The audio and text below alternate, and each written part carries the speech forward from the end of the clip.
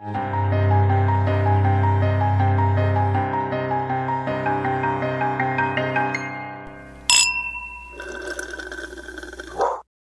Christine just said, we need to press record before we say everything funny we've ever said.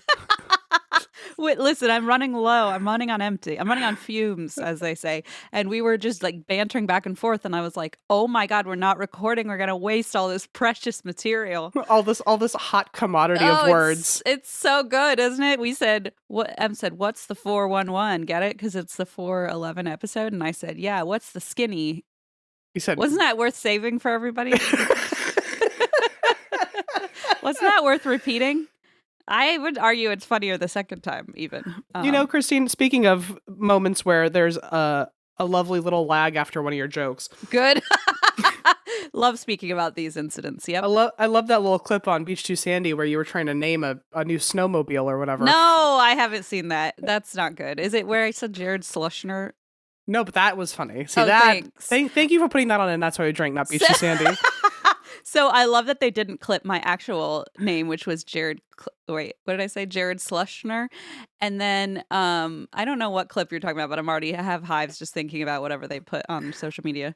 But yeah, brilliant. But I'm glad that actually part of the comedy got to be over here too. So it's now a continue over to part 2, and that's why this is my ultimate plan to just combine the podcast so I have less work to do. I get it. Just talk one time, and you can both use it. You could just have Zandy come back as the guest host, and then you don't have to do any work. Do you know how delightful that would be? I would just feed him some lines like about 411 and the skinny and the scoop, and then he would be right as rain.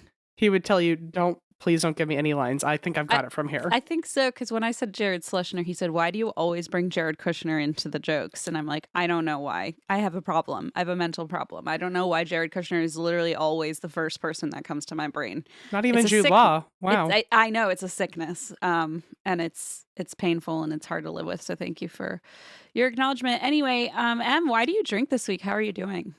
I drink because although it feels like last week for everybody, it was actually yesterday for me, recording wise. I am still sick. I'm better than I was yesterday, so hopefully that means tomorrow I'll be even better. But I kind of wish we recorded a few days ago when I sounded like Shrek, because then everyone would appreciate just how healthy I sound today. I think it's okay, I think we can all use our imaginations. Mm-hmm. Well, I drank because I thought ahead, and before we recorded, I got me a little smoothie, and by a little, I mean 2 big ones. Yes. So, where were we sourcing these? The TSC? Yeah. Yeah. Well, I always called it Trosmo, but in Fredericksburg, my hometown smoothie place was Tropical Smoothie Cafe. Yeah, well, I didn't know that existed until I met you and Eva. And apparently there was one in 5 minutes from my house, DoorDash, and you guys said, let's get Tropical Smoothie Cafe. And I said, what the hell is that? Also, nobody says the cafe part is Tropical Smoothie. Just so you know. Obviously, this is all very new to me. I know. I'm just for the normies when they hear you, that's so you can fit in. Understood. Okay. Well, when I was in high school, my first date ever was to a Smoothie King, so that was more our speed, I think. But I do, I can appreciate a what is it? Trosmo.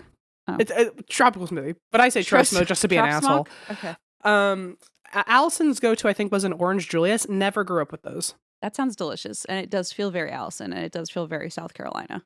But no, I've always been a loyalist for tropical smoothie to this day. Even in LA, like the queen of smoothies, I have not found a smoothie I like as much as tropical smoothie. I don't know. You did order that $78 Erewhon hemp thing. That was for Basic Bitch Day. That was for an event. That was a special occasion. But on my everyday, especially in college, I lived above a tropical smoothie. And until they evicted you for squatting, for graduating, actually, but they same difference. I was evicted. You showed back up, and they were like, "You're out of here, please. You've already moved on." Anyway, if you go to CNU, the tropical smoothie on campus, I lived right above that. And we can all pay homage to M's. We can do a pilgrimage. Yeah, and I would go downstairs. I finally figured out what a pilgrim is. Do you know what a pilgrimage is? Well, no, but I assume they're related somehow. Certainly in sound, yeah. So, anyway, I'm very excited. I got 2 of them, and get this, despite living above one, despite going to a tropical smoothie, it feels like every week since I was 14. This week, I finally figured out what my smoothie is. Now that I live on the other side of the country away from Wait, them. so you never had one there that you were like, that's it, that's my go-to? I would always try to find the perfect one. Wow, because with every other place you order from, you have like a go-to right away. So I'm really surprised. So you finally found it after all these many years, your white whale. What is it? I finally got her. Except she's my blue whale because this is the Blueberry Bliss. Oh, interesting. And it's usually just blueberries, strawberries, bananas. Of course you had to change it. Of course you did. Of course. Are you kidding me? So I subbed out the banana for mango. So now it's blueberry, strawberry, mango. Add extra strawberries. Okay. And it didn't seem to change anything. But in one of them, I added kiwi. That was also lovely. Oh, because you have multiple. So that sounds good. Double strawberries, blueberry, mango, kiwi. That sounds good. I would prefer the banana too because I feel like it makes sense. Smoothie have a nice consistency, but if that's not your jam, I think strawberry and blueberry and mango, that's a good combo. I think the mangoes are frozen, so they kind of have banana consistency. Oh, okay, that works. Yeah. This one finally, I always have something to complain about with a smoothie, and this is the first one I don't have anything to complain about. I think we can pack up and go home. Okay, that's why I drink. Why do you drink? I'm so happy for you. I'm still here with my empty bottle of wine and my empty bottle of body armor, and I've not replenished any of my beverages. I also found this. This is a container of wood glue, so I have that. Oh, what do you do with that? I think you I was smell trying it, or well, I was trying to repair my bird statue, and I think it worked. Yeah, it worked. It's beautiful. Thank you. Wait, that's not a bird. Hang on. Caw, caw. No, remember it's a mourning dove. It goes ooh ooh. That's right. So why do I drink? I have so many reasons that let me count the ways. I will say there's some elevated ghosty stuff happening in my house. I know it's been a while. Shephard, you tell me right now. It's been a while. So I've been on a journey as always. Well, actually, first of all, my new thing, I have a new hobby and it's for God fucking. Okay, let me scratch the other one off the list. That's more important. And it's about embroidery. And I'm having such a good time. And I bought a lot of supplies. Will you take a day to appreciate the last hobby, my friend? And then, of course, I decided yesterday I should hand make everyone's Christmas gifts. Like, with what fucking time and energy and livelihood? I don't have 5 minutes to my name. And I'm like, I'm going to hand make everyone a stocking. Like, I'm out of part my of mind. the illness, my friend. It's an illness. You're right. It's a fucking illness. It's called ADHD. It is quite an illness for the ages. It's called a Jared Kushner obsession that apparently I've just really skewed my brain from any other. That is a side effect of the productive ADHD. hobby. Yeah. It's just my brain goes in all the wrong directions. But yeah, so I decided to start embroidering, but also, I'm still cricketing and cross stitching and needle pointing. And I also thought maybe I should buy some of those silicone mats where you can do kind of stamp, like where you draw a picture and then you stamp it on paper. And then anyway, I'm gonna rewind all that because that's really not relevant right now. But Maybe tomorrow. I drink because there's some more ghosty stuff happening. I feel like that's probably more what people are here to talk about. And I am realizing that because I am doing so much of my own little soul venturing in that my friend Nicole, we were on her podcast a little while back and she and I met up and spent hours talking, and she's a psychic medium and she helped me talk through a lot of stuff and a lot of weird dreams I've been having. And ever since then, I'm like, man, I just keep hearing more stuff and seeing more stuff. And it's like, things just seem more like voices. Yeah. Or not even voices outwardly, just kind of in my head. I can almost feel fuck. I know. Or I see things out of the corner of my eye a lot more often now. And it's gotten to the point where the other night I actually had Blaze, for the first time, I think, in this house, get up and get the baseball bat. From under the bed. What were you hearing? Just somebody walking up and down the stairs. And I was like, there is somebody on the stairs, which I don't know if anyone recalls, but when I moved in here, the first time I went to LA to visit you during COVID, or during one of the breaks where we thought we were all safe. And I flew over for a visit and Blaze called me hysterical, basically, in the middle of the night and said, there's someone in the house. Well, anyway, this is what happened the other night, and I'm laying there, and I swear to God, and I'm like, please, I'm going to lift my head. Please tell me that one of the cats is not in here. Of course, all three of them are in the bed, and Moonshine is up with his like hackles raised, and he's looked. Fuck. I was like, this is not happening right now. So I was thoroughly convinced there was an actual person. Like I went through the doorbell cameras. I was trying to figure out if somebody got in. So I sent Blaze out. Was Blaze, by the way, when you were hearing the sounds, was he saying, this is just what I hear all the fucking time No, when he you're was gone? just out of he was like middle of the night, so he was dead asleep. Okay. So he didn't hear it. So I woke him up to go look, and then there was nothing there. And then of course, like while he was still awake, I heard nothing. And then, half an hour later, I'm trying to fall asleep and I'm like, there it is again. And so I don't know, maybe it was like, oh, I live in an old ass house and it's getting cold. All the usual like haunted house stuff you tell yourself, like, oh well, it's just but I'm telling you, man, I don't know, there's something a little more lively in this house the last few months, and no more printer action, but I did unplug it, so that could be part of that. No more things have, as far as I know, gone missing, but my house is such a mess that I probably wouldn't notice if they did. The fact that you don't have a security cam in every room at this point with sound at all times, and like I would, the way Do you that think I I would should have make like a cameras, nerve center? So yes, I can it's monitor called them. your studio. Yes. Oh, okay. I was like, where would I even? That's the problem. Is like, since I live here, I'm like, what would I even be looking at? Like, I guess I could sit up here. How about you just have a live wire always sent over to me, and I'll just be your nerve center. Oh, you can just feed. I'll just feed it to you. Okay. And I'll just text you in the middle of the night and go, not to freak you out, but Leona's head spun around. I've got it handled. Go back to bed. The chairs are stacking themselves. Yeah. Wake up. Yeah, don't worry. I'll tell them to put them back by morning. Yeah. So it's just a weird time, and Do you feel anything like you're being watched more, or is that just paranoia? Maybe it's not like I feel like I'm being watched, honestly, and it never feels negative, so that's good.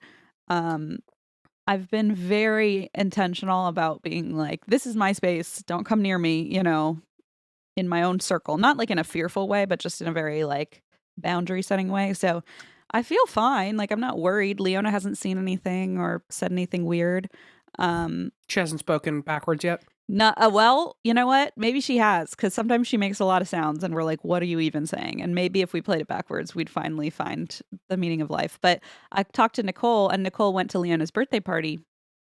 And by the way, Nicole's podcast is called A Psychic Story, and it's so good because I've like binged the whole thing. Every week she interviews like a different psychic medium or healer or someone in the space, and they talk.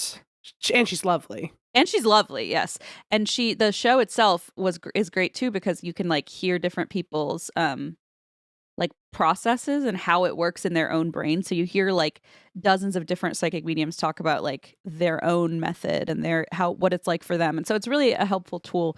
But anyway, so she came to Leona's birthday party, and when we met up a few weeks later, she was like, oh, Leona is a character. And I was like, I know, but I'm always surprised she doesn't like say anything about, like, I mean, and I don't provoke her or anything, but she never really seems to like have an interest in whatever, anything kind of metaphysical. And then she goes, oh, the way I see it for her is that she has almost blinders on right now, like a horse, where it's like, let's just like go forward. And she's like, but don't worry, they'll come down within the next couple of years and she'll start talking. And I was like, so I don't know, we'll see what happens. But, it makes sense that she would need blinders on just to literally physically grow. Just to go through, right? That's what I thought too. I was like, that actually makes so much sense. We probably all have that, because you're like, I just need to get through life right now. Well, I think she's also brand new to Earth, so I think exactly. She's probably just got to dip her toe in. She's got to figure this shit out. She's climbing wobbly mountain. She doesn't have time for all this other nonsense. If I take my blinders off, I'm gonna start thinking about those other lives that are behind me. Oh man, I'm gonna miss my other mommy. Yeah, exactly. You don't want rough. that. I don't want that. Anyway, so that's why I drink, but I still don't have a beverage aside from my wood glue, so I think I'm just gonna be huffing, raw dogging it. Sorry, I hate when people say that more than anything in the world, and then it becomes an intrusive thought, and I can't stop from saying it. One of Christine's favorite things to do is literally bully me out of saying a phrase, and then she starts saying it. Immediate. There's literally a scene in our live show where M says something to a ghost, and I get really upset. I'm like, how could you say that? And then literally 5 minutes later, I just start repeating the exact same thing. But like, God forbid I ever get upset with you to say, no. We gotta be. I can't believe you don't. If most people do, you're the only one I think who gives me the leeway. Whereas everyone else would go, why the fuck would you tell me not to say that? And honestly, I think that you let me do it, and so I just can't stop myself because I know you'll let me. I just know you're not going to change your ways at this point, so it's not worth the energy to complain about it. So when I heard myself just repeating, I was like, "How could you say that, Em?" And I'm like holding my wine glass in the video clip, and then 5 minutes later, I'm like, "Hey, guess what? I'm going to say the exact same thing and see what happens." Even with Raw Dog, you hated Raw Dog, and now look who's saying it. It's like it just starts to worm its way into my head. Vomitus? I created Vomitus. Let's be clear. And know. And you hated it, and I say it. I'm telling you. No, I think that one immediately struck a chord with me, where I said that word has been missing from my vocabulary. Oh, interesting. Vomitus was like a immediate one-hit wonder. Like, I was delighted about that. I think. Thank you. Every now and then I've got one of those. Yeah, the rest were just ones that I've unfortunately twisted and warped in my own mind as like a coping mechanism. I think I just spit them back out at you just to maybe make you suffer along with me. I don't know why I do it. Doesn't work. Doesn't work. I just think, okay, you're on board now. So Doesn't work. She thinks it's funny. I can stop getting yelled at now. We can say raw dog in it again.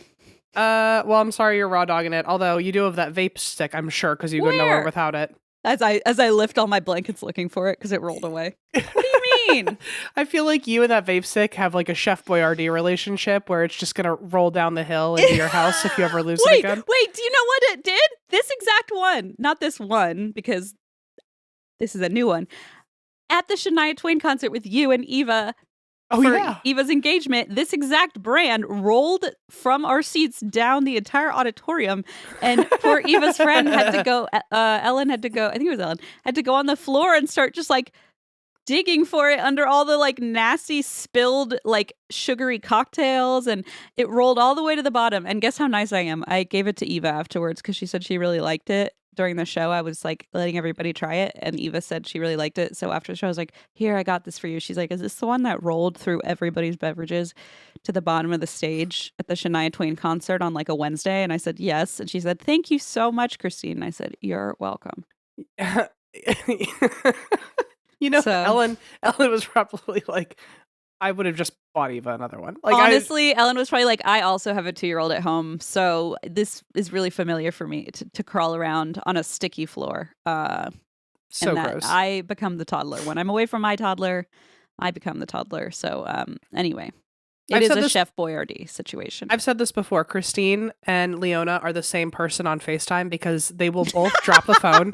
They will both just walk away. They'll both forget that they were talking to me. They'll both start drinking beverages and spill them like into the camera. Yeah, turn the phone off. Yeah. At one point, we were calling Leona on FaceTime, and I was like, Christine, it's like watching yourself face. It's crazy. I was amazed because I had never thought of it. You and I were in the parking lot or somewhere, and we FaceTimed Leona.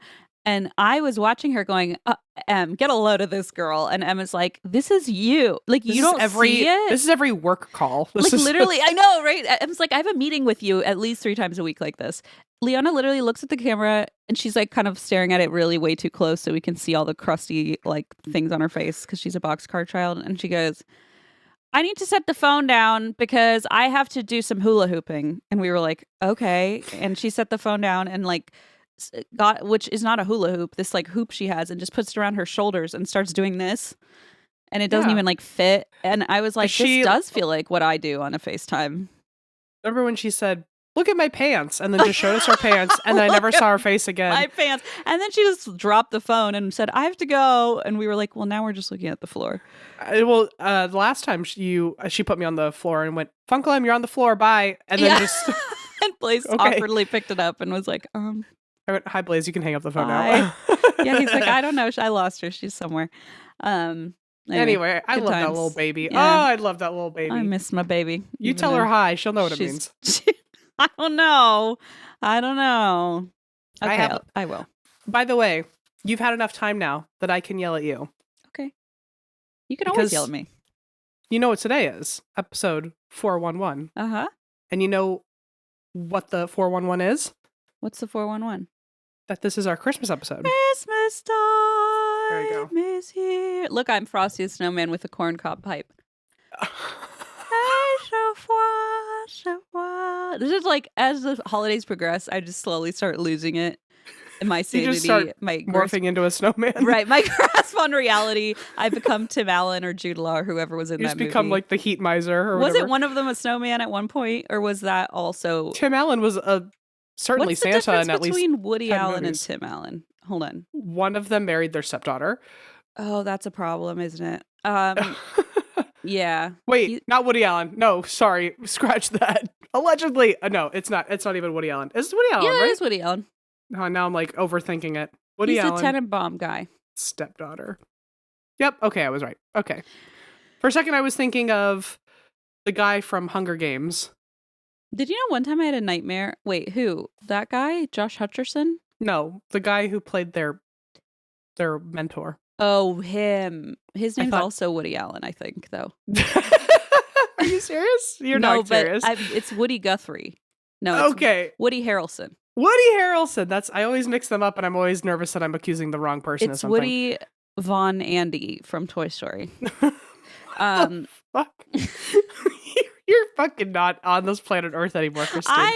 You took too big of a hit of that. I wood wish glue. I did. I wish I had taken any of a hit, except I'm too scared to do it on a camera because I feel like maybe we'll get in trouble. I don't know. Tim Allen is Home Improvement, and he played Santa like 20,000 Oh, times. he's such a piece of shit. I one time had a dream that I was on the Tim Allen show, and everyone always says Home Improvement. And I go, no. The dream was about a show called The Tim Allen Show. And I walked out onto stage, and you know when you can't walk because you're like in a dream? And I was trying to walk on stage, and then he said, now everybody, let's laugh at her. And the whole audience laughed at me. I was like 11 when I had this dream. And to this day, I like think about it every time I think about Home Improvement. Because for years I would say, I had this dream about the Tim Allen Show, and everyone said, oh, Home Improvement. I said, how many fucking times do I have to tell you? Now it wasn't that's Home comedy Improvement? gold. Now that's comedy gold. It wasn't funny. It was very sad. That's the funniest thing I've ever heard in my life. Oh no! And you know what? What a manifestation or a prediction, because no one knew he was shit yet. Foreshadowing. I know, right? And he was such a dick. In my 11-year-old subconscious, I knew he was a dick. Let's laugh at her. Oh, you know who he was? This is my favorite scene from Home Improvement. He was Buzz Lightyear, and my favorite scene from Home Improvement is when it's him and his son, I think Randy, who voiced Simba. Oh. And they're debating over who's the better Disney character, Buzz or Simba. Yeah, you did tell me about that. I thought that was pretty clever. Like Pretty a little clever. in-joke, little Easter egg. Yeah. Where were we? Wow. Oh, because it's Christmas time. Oh, sorry. finally, she muted herself. I said off the planet is where we are. Anyway, since it's Christmas, I was going to offer you to do one final of the year MGM Lion sing-along moment. Christmas time is here. Au revoir, savoir, au revoir, savoir, savoir, savoir, savoir, savoir. It's beautiful. Sleigh bells in the air, music everywhere. Ah, savoir, savoir, savoir, savoir, savoir, savoir. This is where I tricked you, and that was your application for the institution. Did I make it? Did I make the cut? My application for the institution. It sounds like some X-Men thing, but it's just really I'm going away for a while to get better, to get medicated. Away to the fresh air where there's... I need to go to Waverly Hills for a while and get some, sit on a chair and like view some mountains. And I'm not take a saying breath. anything bad's going to happen to you. I am saying electroshock therapy is available there. You know what? I think it's about time we finally opened up the floor for that as an option. Yeah. Merry Christmas, Mom. I'm getting you another frame with only my face in it so you can keep FaceTiming that instead of me.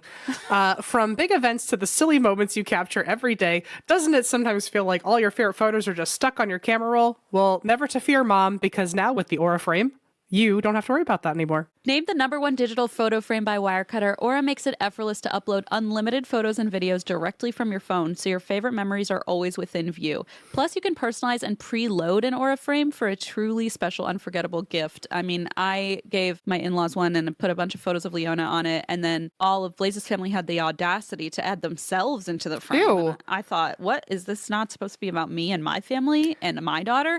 But no, it is actually really fun to go over there and like see our photos and everyone's photos scrolling past. So it's a cool invention. I really would actually be so mad if anyone else touches the frame full of me pictures I gave my mom. I'm going to access your mom's and I'm going to start uploading photos of me and Leona. Well, it is pretty easy to set up. It takes only 2 minutes to set up a frame using the Aura app, and you get free unlimited storage. There are absolutely no hidden fees or subscriptions. Save on the perfect gift by visiting auraframes.com to get $35 off Aura's best-selling carver mat frames by using promo code DRINK at checkout. That's auraframes.com, promo code DRINK. This deal is exclusive to listeners, so get yours now in time for the holidays. Terms and conditions apply. Well, Merry Christmas, everybody. And because of that, we have a Christmas story for you. It's your application to the institution. You know how people make like home tapes for Survivor? That was like my home tape. That was your audition reel for a sanatorium. Remember how you found a porno on your orange cassette tape about the Rugrats all grown up? I feel like I need to. That was said in confidence. No, no, it wasn't. Not. It was said in confidence. I mean to all of our Patreon people. No, you said that in the intro. I thought. Oh shit. No, you're right. I'm sorry. You're right. Oh fuck. That was Patreon. I'm sorry. That is a spoiler for patrons only, and that's private information, everyone. So you better, if you heard that, you have to become a patron now. It's the law because you heard a secret thing. Yeah. So I'm gonna put that on an orange VHS tape and hide it somewhere. Thank you. Good luck. I hope you make it. Into the institution. Maybe they'll give me a scholarship. I think you will be going for free because I'm paying for it. So scholarship. Oh, thank you. It's the least I can do. It's also the last I could do. Also the last frontier. Also, sidebar, Jack, please. I'm so sorry. Please mute every single time I'm blowing my nose, obviously. I would hope that that's a given. But yes, thank you, Jack. Because sometimes we do inquire about really strange sounds. Just please cut to Christine's face every time. It's so disgusting. I'm so sorry. Okay. Here is your Christmas story, and maybe you can fill me in on this if you know about it at all. Oh, gosh. Okay. It is, it's more French than German, but his name is Hans Trapp, so you tell me if I'm supposed to believe that's French and not like German. the Von Trapps? Yes, sound-wise. But yes. No, but not them. Not the Von Trapps. Then no, but Hans is absolutely a German name.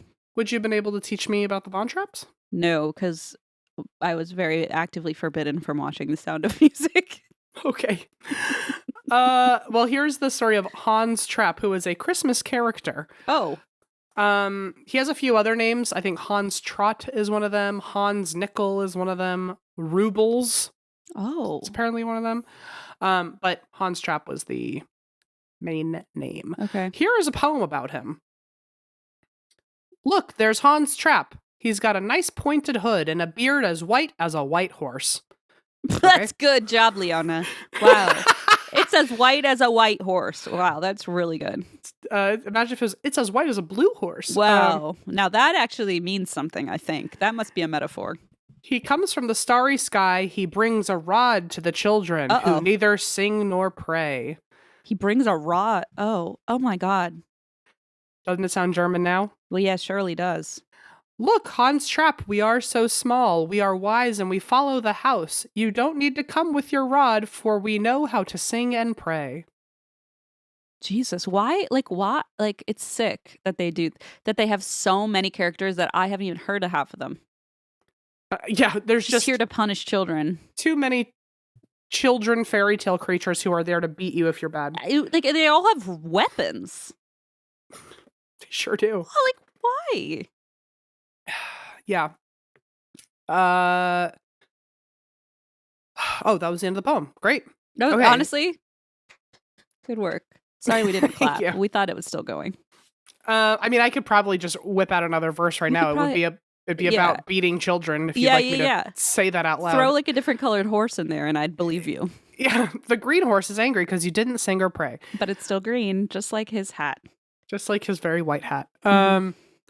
So, okay, he is popular in French regions of, is it Alsace? Alsace? Alsace? How do you say it? I Help think it's me. Alsace, Alsace? Okay. right? The Alsace region. I know I should have Sometimes- looked it up. It's sometimes bolded I because know I was how- supposed to look it up. Sometimes I know how my mom says it, but that doesn't necessarily mean that's a thing that like how Right. everybody else says it. Haphazardly. Exactly. I would say Alsace is how I would say it. Okay. Well, he's popular in that region. If somebody who's an avid listener, if you could please comment below for us on whether or not I've covered Père Foutard, can you let me know? Because if not, he'll be my Christmas story next year. But I swear I wrote about him. I talked about him. I looked it up in our episode list and I couldn't find him. I've never heard of that, so I don't think you have. Okay, great. Well, then now we know what's going to happen in 2025. Great. I mean, I don't have any clue because those words mean nothing to me. It sounds like a blast. So apparently... Is Alsace where Strasbourg is? I can't even say it. How would I know that? Okay. Is it the German region of France? Mm-hmm, okay. Because that's where like Strasbourg is. And it's like very cool because you go to, it's a French town, but then everything looks very German. It's like a very trippy thing because people will speak both French and German. And it's like, where am I? My God, that's like Quebec. Yeah, French yes, and it's English. similar vibes, I think. Or yeah. Montreal. Or, well, I guess Quebec too. Yeah. So... Yes, it's popular in this story of Hans Trapp is popular in Alsace. Alsace? Now Sauce I don't or know. sass? See, that's what I'm saying. I think I would say Alsace, but I don't know if like in English you say, I don't know. Okay. In that area of in France. Oh my God. Oh my God, save me. He's popular in that region.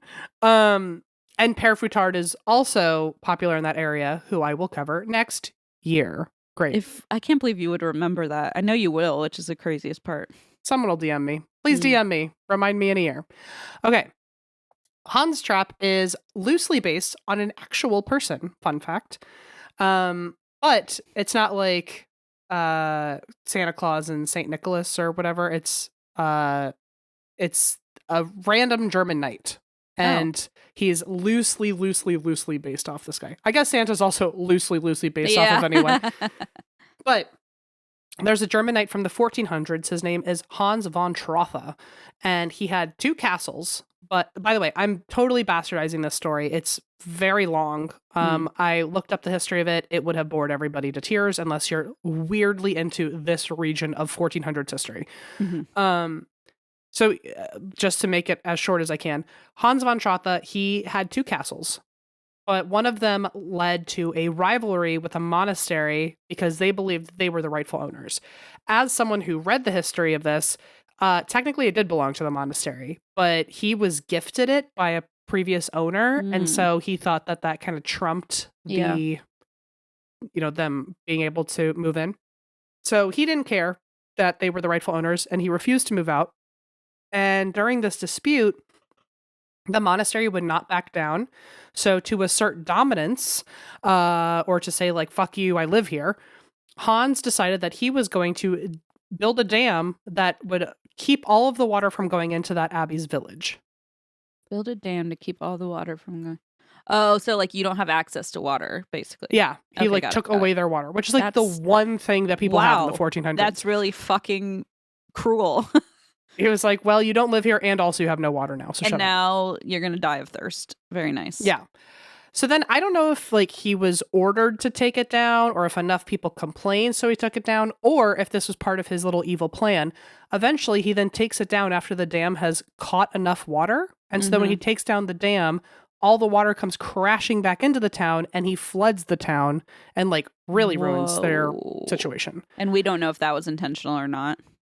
Different stories told me different things. Okay. But it sounds like he took it down as part of his evil plan. Oh, what a dick. But then I saw another thing where like a higher up supervisor of the castle or a castle nearby told them to take it down. So it's like, oh yeah, I'll give you water. You want water? I'll give you water. And then he drowns the town. That's so fucked up. Yeah, I don't know what the actual story is, but it seems like he was happy to flood them. You know what I mean? Yeah. You know what? I do know what you mean. Okay. We've all been there. We've all been there. I've always wanted to flood a town, just at least for the drama. Yeah, you know? it just happens sometimes. At some point, the emperor gets involved, Oh boy. and even he can't stop Hans. I guess this guy is such a force to be reckoned with. Unstoppable Hans. But he is just tormenting this monastery who they're just like, can you please just let us move in to your house? Because it's our house, actually. And he's just tormenting them. The emperor can't do anything about it. So eventually it goes all the way to the top and the Pope has to get involved. I was like, who's above the emperor? Oh, right. I guess the Pope. Yeah, there's very few people after the emperor. So the Pope gets involved. The Pope asks Hans to, by the way, apparently this Pope is called Pope Innocent the Eighth. Okay, my brother and I just had a thing where we sat in a hotel room and we debated our favorite Pope names because some of them are so... What? Yeah, well, we went to Catholic school, so they have some weird fucking names. Like there's Pope Urban, there's Pope Innocent, there's Pope Pius, there's Pope Dionysus. That was one of my favorites. Where I was That's like, nice. isn't that the Pope? Isn't that the goddess of like wine and revelry? And but anyway, there are some like Pope names get really fucking weird, and a lot of them are just like words. You just get to pick any fucking word? There's some weird system, but yeah, I think you do get a say in what your name is. What would your name be? Oh, actually, you know what? He asked me that and I had an answer. I can't quite remember, but there were some good ones like Zephyrinus, like some very Greek god sounding names. That's nice. Yeah. Do you have one? What's your Pope name? This is a Pope Sleepy. I don't know. like a dwarf. I don't know. I would just pick a Pope Hungry, I guess. Pope Hungry. Yeah. You'd probably be the first. Then they'd be like, "Oh, hungry for the Lord," and that's like, hungry for the Lord. Hell yeah, that's right. You'll be eating your snack pack pudding. Like, yep, that's right. Hungry for the Lord. Nothing else. Me with a fruit roll up falling out of my mouth. Yeah. But yeah, so there's some weird ones. But yeah, Pope, I was going to ask you if it was one of the weird names because there's like Urban and Innocent. Well, this is more interesting to me is that there was a Pope Innocent and then this is Pope Innocent the Eighth. So yeah. It's a very common one. Yeah. I like that they just swipe each other's names from each other. They do. And then there's like Clement and Urban the like 11th. And you're like, Jesus Christ, come up with something original like Hungry. I feel like it should be like a jersey that gets retired. It's like, once the name, like, yeah. Like, let everybody at least be able to remember who each... It's because now it just feels like you're like King Edward the fucking 17th or whatever. I mean, I think that's probably what they're going for, you know? Like a legacy type thing. I know. Well, I don't know what you expected. Some really progressive politics coming from the Vatican. The Pope. But, yeah. Well, okay, so this guy, remember, he floods a town. He's pissing everyone off. The emperor can't help him. So Pope Innocent the Eighth says... Which, by the way, is always to me like, wow, thou doth protest too much. Like, I'm innocent. That's my name. I didn't do anything. That's obviously a great point. Check the license, check the birth certificate. Obviously, I had nothing to do with this. Hands are clean. It's like whatever you feel about the church, wasn't me. Well, obviously, there's no way it could have been. He God backs into a stereo that plays Shaggy's. It wasn't me. So the Pope asks Hans to literally come to Rome to visit him because he's acting up that bad that he has to face-to-face defend his loyalty to the church, to the Pope. Which, what a bar story. Of like, the Pope literally told me I have to come see him. He summoned me. He asked me to like really go prove my loyalty and hang out and have dinner with him. God, he like always wants my attention. And you wants know how me to the Pope prove is, my am I loyalty. right? He's so clingy, that guy. And then Hans refuses to go be with him and writes him a letter instead. Such a power move. Accusing the church of being incredibly immoral. Oh, that feels like a low blow. I mean, it's true, absolutely, but so in one way, it's like first of all, what a power move that you're gonna, first of all, Pope Innocent, as you just said, of all of them. He's going to send a letter about how immoral the church is. But then talk about, here's your answer on whether or not I'm loyal to the church. Yeah, good point. Here's a letter about how I'm not. And here's a letter about how you suck. Like, whoa. But also at some point, I think he lost the plot because if he really wanted to keep his house, the last thing you should do is now go give a middle finger to the Pope. Good now you've got an enemy. Now he's going to get mad. It's one thing to be like an arrogant asshole and like no one can tame you, but like now you're just going to go piss off anyone who can make any rule they want. I was going to say, especially someone with power who can just say, never mind, it's mine now. Yeah. So that's what happened. The Pope excommunicated him. Well, And then he probably went to the bar and played victim. He went, "Can you believe what they did?" Oh. He was also given an imperial ban of any legal rights he had to any of his belongings. So he Kick-ass. literally just They left. just said you're banned from all your stuff. Yeah. Just go away. Just I would literally be so leave the scared property. every day living in that time period. I'd be like, somebody's just gonna quarter me or take all my belongings or Like apply all me they to had the... is water, and it was probably full of like rat poop or something. Oh, Like it and was the Pope's just gonna summon me, and it's just gonna be a bad day, any day, every day.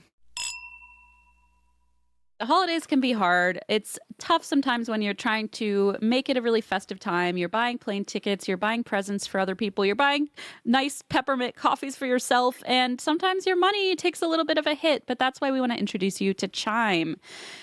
Take control of your finances by using a Chime checking account with features like no monthly or maintenance fees, fee-free overdraft up to $200, or getting paid up to 2 days early with direct deposit. You can learn more at chime.com/drink. To date, Chime has spotted members over $32 billion in transactions through Spot Me, and friends give friends a boost. Eligible members get complimentary boosts to temporarily increase a friend's Spot Me link. When you give a boost, they can boost you back to temporarily raise your limit. That is so cool, and I feel like that feature is a game changer, to be able to have that like flexibility and freedom, no fee overdraft. I think that's huge, and I would have really thrived with something like that back in the day. Enjoy the holidays while keeping your financial goals on track with Chime. Open your account in 2 minutes at chime.com/drink. That's chime.com/drink. Chime feels like progress. Banking services and debit card provided by the Bancorp Bank N.A. or Stride Bank N.A. members FDIC. Spot Me eligibility requirements and overdraft limits apply. Direct deposit timing depends on submission of payment file. Boosts are available to eligible Chime members enrolled in Spot Me and are subject to monthly limits. Fees apply at out-of-network ATMs and for OTC withdrawals. If I ever had to time travel to that era, to the medieval times, I would just... It's like when you go on like as I just did, you're about to go on a plane for the holidays, you know you're going to get sick. It's like, if I'm going to time travel to the medieval era, I know I'm going to die. I'm going to be the Pope. If you send me back there, you let me be the Pope or something so I can at least have a little bit of sway. Between this and like the Salem witch trial era, like we'd be fucked. That's a flyover state for me on the time machine. I'm not even touching that. We're in trouble. Okay, so at the Emperor flyover state in the time machine. You know what I mean? So beautiful. You know what I mean? Beautifully put. It's like, oh, let's change the time circuits. We're not going like we there. all know. We all know this is just the planes. We're like, just gonna wave it's down like and move. When you'll stop to get gas for the time machine, but like you're looking over your shoulder the whole time. Like, how quick can I get out? It's definitely not New Jersey where they make you tip somebody to fill you up. No, and also if I'm filling my time machine with gas in 1692, I am getting burned at the stake for sure. That is big time. You know what I'm saying? Yeah. At least the medieval people might stay away from me. They might think I am Jesus or something. Yeah, you probably look like a biblical monster or something. Anyway, here we go. So the Pope excommunicated him, and he lost all of his belongings. Which I'd love to think that the monastery then moved in and just started playing with all of his shit. They just as got a fuck his you. Stuff. Yeah. It's like we have his record player now. Ooh, look, his pipe. Yeah. So he ends up leaving the region, and after he died, he became associated with this defiant, bloodthirsty, power-hungry, violent boogeyman who wants to terrorize people, especially Christian people. Wow. Okay, so he became enemy number one and then like was fictionalized almost into this like enemy character. Yeah. Merry Christmas. A villain. Okay. Some versions say this is where his name was changed to Hans Trapp, because remember it was Hans von Trotha. Mm-hmm. And Trapp apparently is short for trappin', which maybe you can confirm, but apparently it means walking loudly to scare off the spirits. Trappen, yeah, treppe means stairs or steps, so that makes sense. Okay, so walking, maybe stepping. I don't know. Multiple sources said specifically walking loudly to scare off spirits, and I was like, that can't be summed up in one word. That's it feels very German that they would have a word for that, but it would probably be like 40 letters long. Right. But I think it nowadays I think it would probably mean more like just steps or treading, but I think back then it probably had some connotation like that. Yeah. Okay. So because of this name change, it's thought that his spirit wanders the area seeking vengeance on the spirits who took over his castle. Oh, okay. So that's one side of it. Now, this is where it gets wildly loosely based. I just like Because all of saw that- something out of the corner of my eye again, but this time like right next to me. That was so weird. Hans? What I did it know, look like? but it's just like a wall next to me, so I'm like, What did it look like? it just looked like something just like went right past me, but I'm Do you literally have dowsing rods with you? in a corner. This is like what's next to me. Well, I'm glad to not be there. Me too. You don't I felt have like dowsing something rods fell or off something? my shelf. I don't. No, I think they're downstairs. But anyway, sorry, that was weird. But I was just thinking, it happened right when I was thinking about what you said about like trapping or what trapping, about like how I was just hearing someone on the stairs here and It's Hans Trappen. Stairs. Ah! Yeah, trappen means stairs. That's pretty weird. Well, now you know. Maybe his name's Hans. It's a ghostly tread. His name would be Hans. I would be fucking haunted by a ghost named Hans. I mean, are you kidding me? I can't escape it. Do you ever talk to Harry out loud? No. Well, maybe once or twice ever, but not really, no. Which maybe I should. I do talk to him in my head sometimes. Yeah, maybe next time he's making noise on the stairs, just go, "No, thank you, Harry. Please, either you or That's a your good friend." idea. I don't know why I didn't do that. Why doesn't anyone ever listen to me? The no thank you rule really does work. No, but I mean, it's so smart. I think just in the moment, I was so convinced it was a real person. It didn't even like occur to me. You know what I mean? It was like later on when I went to bed and like woke up the next day that I was like, well, clearly we didn't get murdered. Like There have been a few times where, like, if it's somebody that I care about, or if I feel like it's somebody that cares about me, I just say out loud, like, you probably don't mean it, but you're making me really uncomfortable. Can you kind of take it down a notch? Yeah. And No, then you it know works. what? And you know what I actually realized the next day, which is so embarrassing. I was almost going to not even say it. Is the next morning I realized that I had just done a meditation before bed where I had asked my spirit guides to please make a noise in the house Christine. if they were here. And then I made Blaze get up and check if there was an intruder. Christine, you are beyond insufferable. Like, so annoying. I was like, I can't believe I just did that. And then I went to bed and went, fuck. And it occurred to me like in the middle of the night and I went, thank you. Anyway. Oh my God. Are you there? Sorry, I think there's a lag. Oh, Christine. Hello. Christine, you laughed so hard that the internet broke. Talk now. Can you talk? I'm so ashamed. Fuck, there's a huge I'm talking. There's a huge lag. Please stand by. We have to step away. What happened? Literally, as you were laughing, it just like you were laughing so loud, and then it just blacked out, and it just came back, and now there's a lag. I think it's better now. And I also just remembered another thing What? about the ghostly stuff. So remember how I said my vape broke? Yeah. And you know how just now when I just started freaking out and the internet went out? Uh-huh. I've been What? You now have like electricity powers? I have been breaking everything around me. Light bulbs. My phone will just turn off. Like 2 of my vape pens just died and like I plugged something in yesterday and it sparked and just died. And I'm like, I've gone through like 3 laptop chargers. This is in like the last 2 months. And I thought like something was wrong with my house. But then when we went on tour, it kept happening and things like spark. I don't know. So I don't know if that's part of it. But remember I went and saw that psychic medium guy one time and he's like, has anything ever moved around you? And I was like, yeah, like sometimes things fall off the wall. And he's like, that's because you can channel like almost energy to move shit. And now I'm afraid I'm like breaking everything in the house. So I'm sorry about the internet if that was me. I do apologize. This is just a Disney original channel, Oh my Disney Channel original movie montage where you're learning your skills. I'm finally figuring it out. It's like a modern day, but just like an old and tired podcaster instead of like a fun high school kid who turns into a dog or something. Anyway, I'm sorry. That was my fun little tidbit for you. But yes, I did also ask for the sign from the ghosts, and I am insufferable. And all of that is true. Great. Well, okay. Master all your skills before I really need them so Thank I can you. exploit you. Thank you you. so much. Okay, so that was all a story about a real German knight named Hans von Schothe. Okay. About how he really seemed did like all a that little stuff. prick, right? Yes. So he gets banished. Now, here's the thing. This is where I guess like it's his epilogue, and this is the part that is now the legend of Hans Trapp. Oh, this is where it begins. Yeah, because nobody refers to any of that stuff, or Right. like the backstory. That was just so everybody knows who the story is based on. Gotcha. And his like fake epilogue is what the actual creature is. This feels like the time I watched WandaVision with you. Yes, it does feel like we're kind of going back and forth here. And I am like very interested. I am paying attention, but I like being your student. So if someone were to come up to me and go, Papa, tell me all about the Hans Trapp as like a Christmas cryptid, I would start here. And I would say, well, there's this guy. He was banished to the woods. And that's where it starts. Okay.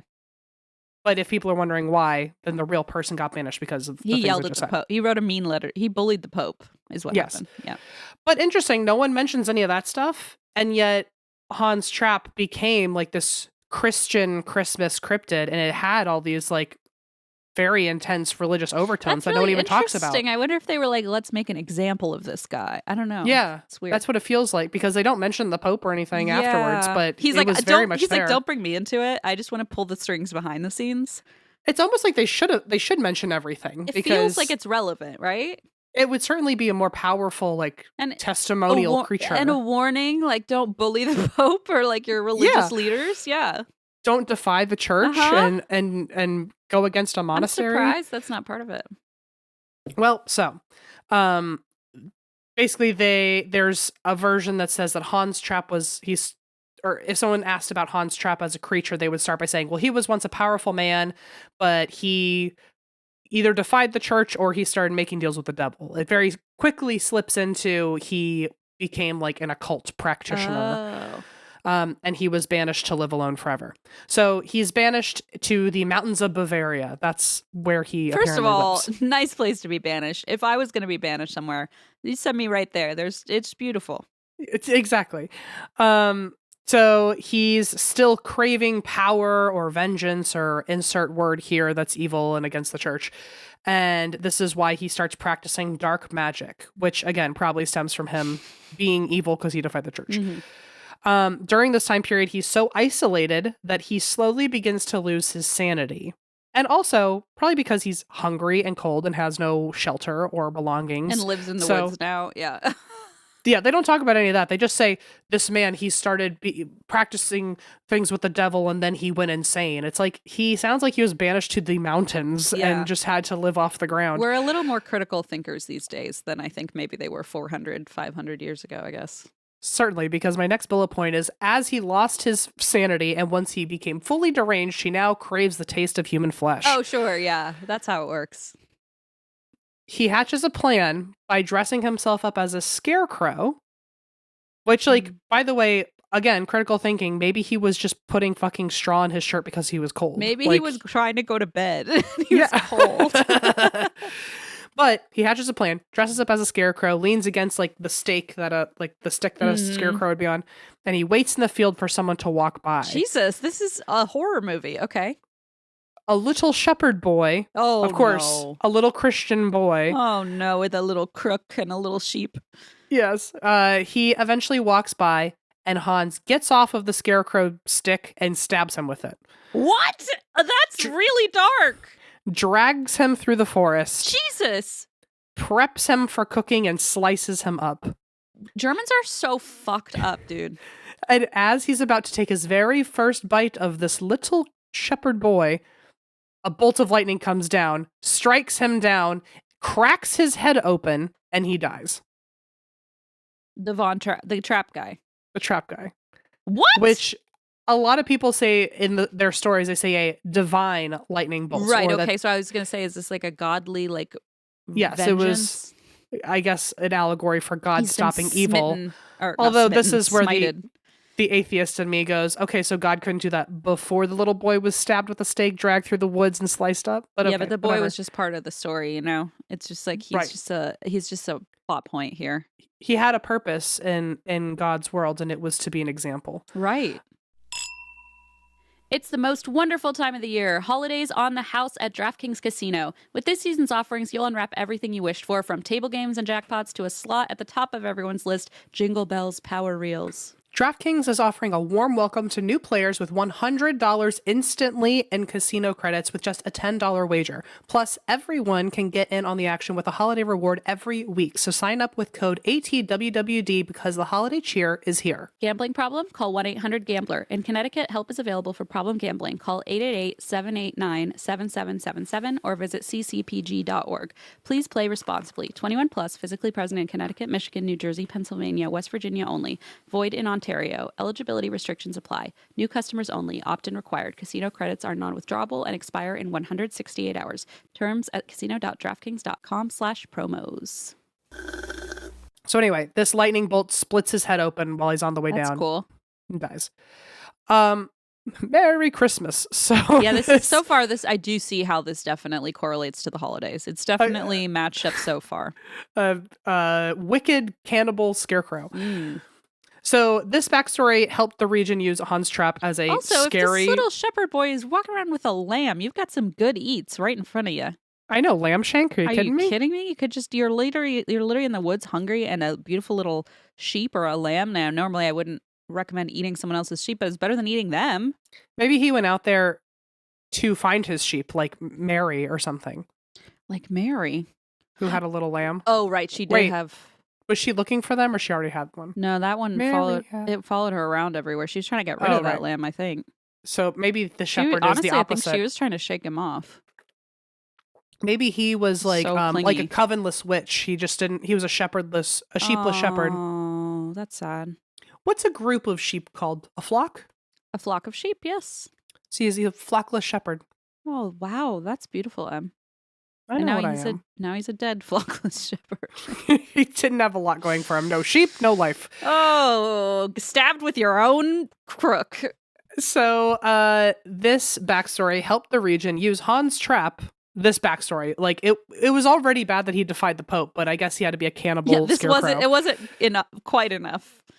It helped the region use Hans Trapp as a scary warning to other naughty children, like this shepherd boy. I like that now Why he's is naughty. he naughty? He was literally child laboring. Well, he he was out was- in the fields. Bad at his job, flockless shepherd. But it taught other kids that if you aren't careful, the cannibal scarecrow will come after you, drag you into the forest, and eat you up. Imagine how scared you'd be of a normal scarecrow after this. Like if you believe this, No. like you would never want to be in a field again. And also, part of me would be like, he's not going to eat me up. God stopped it last time. That would be me being an asshole. I'd be Yeah, like, but he'll like, kill me. He but killed you first. Somehow, this did become a slippery slope into Christmas territory when reprimanding your kids of be good or else this guy will come find you. Jeez. Especially because he looked very Santa-esque. He was tall with a long white beard, pointy hat like the poem, as white as white or whatever. He had black boots, and sometimes he was seen riding a horse because he was originally a knight, but you could attribute a horse to like a reindeer. No, you couldn't, but okay. And Hans Trapp has similar, obviously, Krampus undertones. Yes. That maybe made people think of Christmas because they were like, he sounds like that other guy we celebrate on like Christmas. That other man who beats up my children on Christmas. Like Krampus, he carries a bag with him sometimes for all of the children he'll be dragging through the forest. Oh, and cute. and he carries that long rod from the poem to beat naughty kids with. Nice. And now the legend is that a scarecrow roams the area before Christmas, picking out which kids he will eat for Christmas dinner. That's so psychotic. This is like somehow scarier to me than Krampus. In a lot of because like Krampus will beat you and then kind of leave you alone, This right? is like predetermined. I think there's different versions where sometimes Krampus will like take you with him, which is also very scary. But this one that he's like predetermining, like he's like lurking around before Christmas, picking who's gonna be his dinner. Like what the fuck?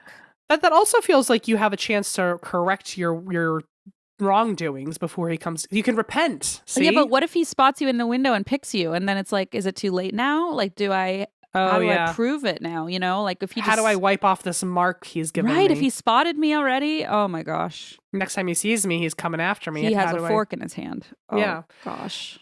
In a lot of versions, Hans Trapp and Santa work together, a la Good Cop, Bad Cop. Cute. Because this is my personal favorite version of the backstory. This was from one source, but I gotta tell you, it's delicious. It's important. Santa heard about Hans because Santa heard that children were in danger. Santa hears everything. He know he's when you're sleeping and everything. All of it.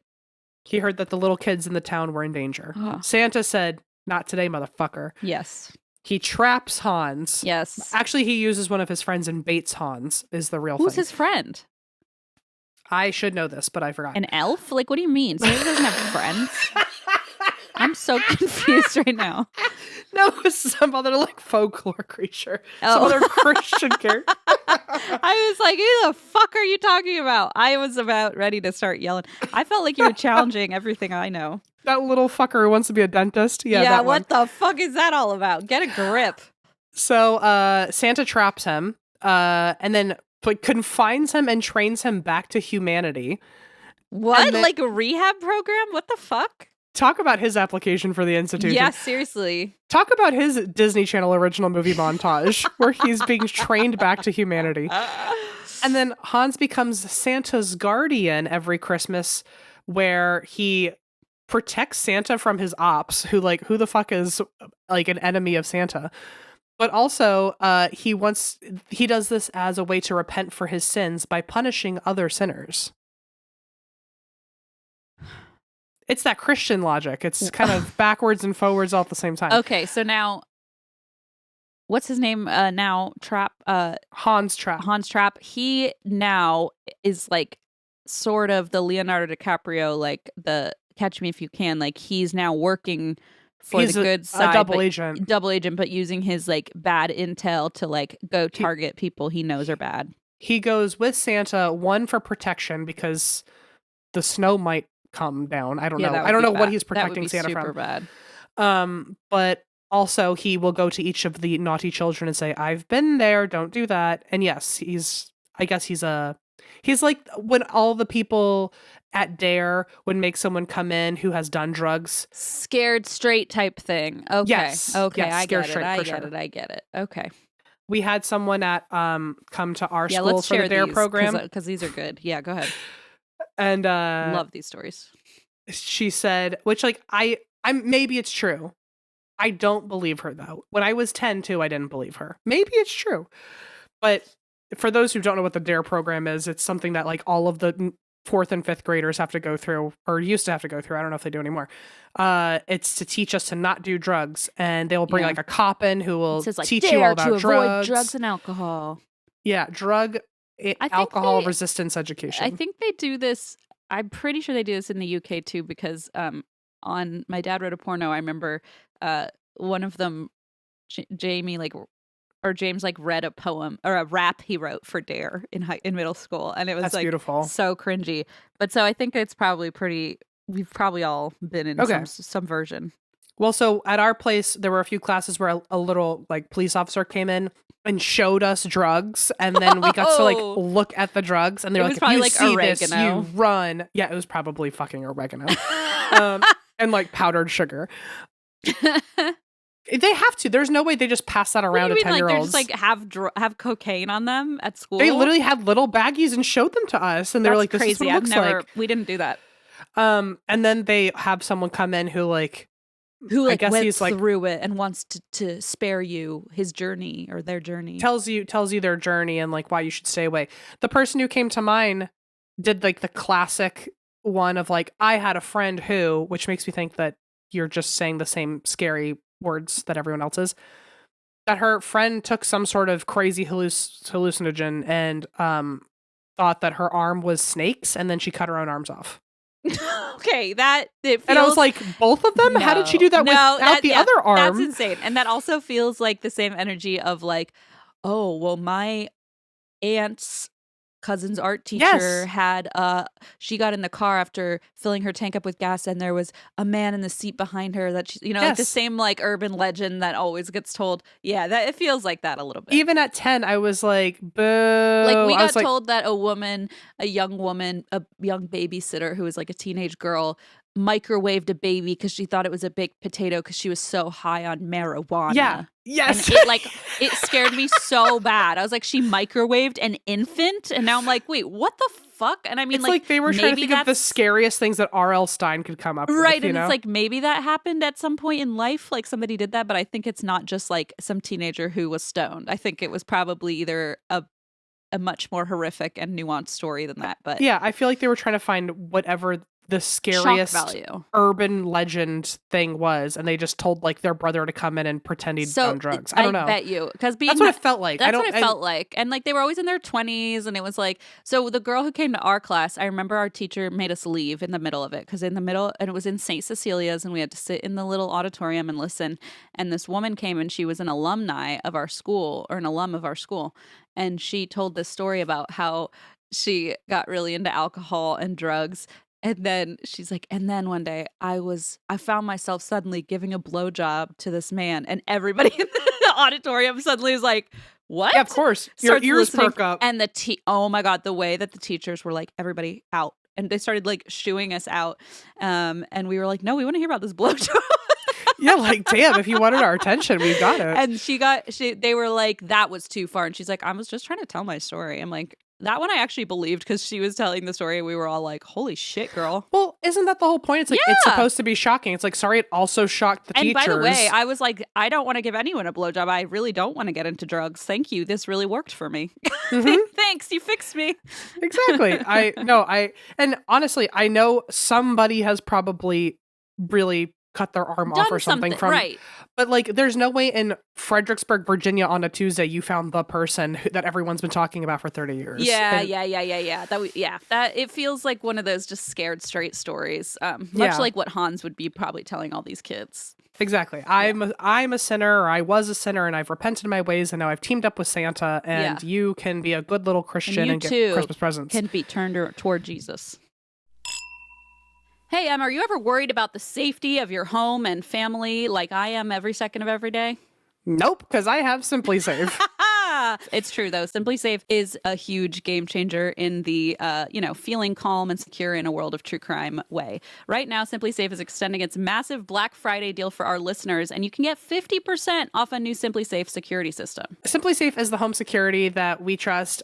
We've been using it as the second we moved into the house. It was the first thing we did was set it up. We have things on our windows. We have things on our doors. We have a motion detector in every room.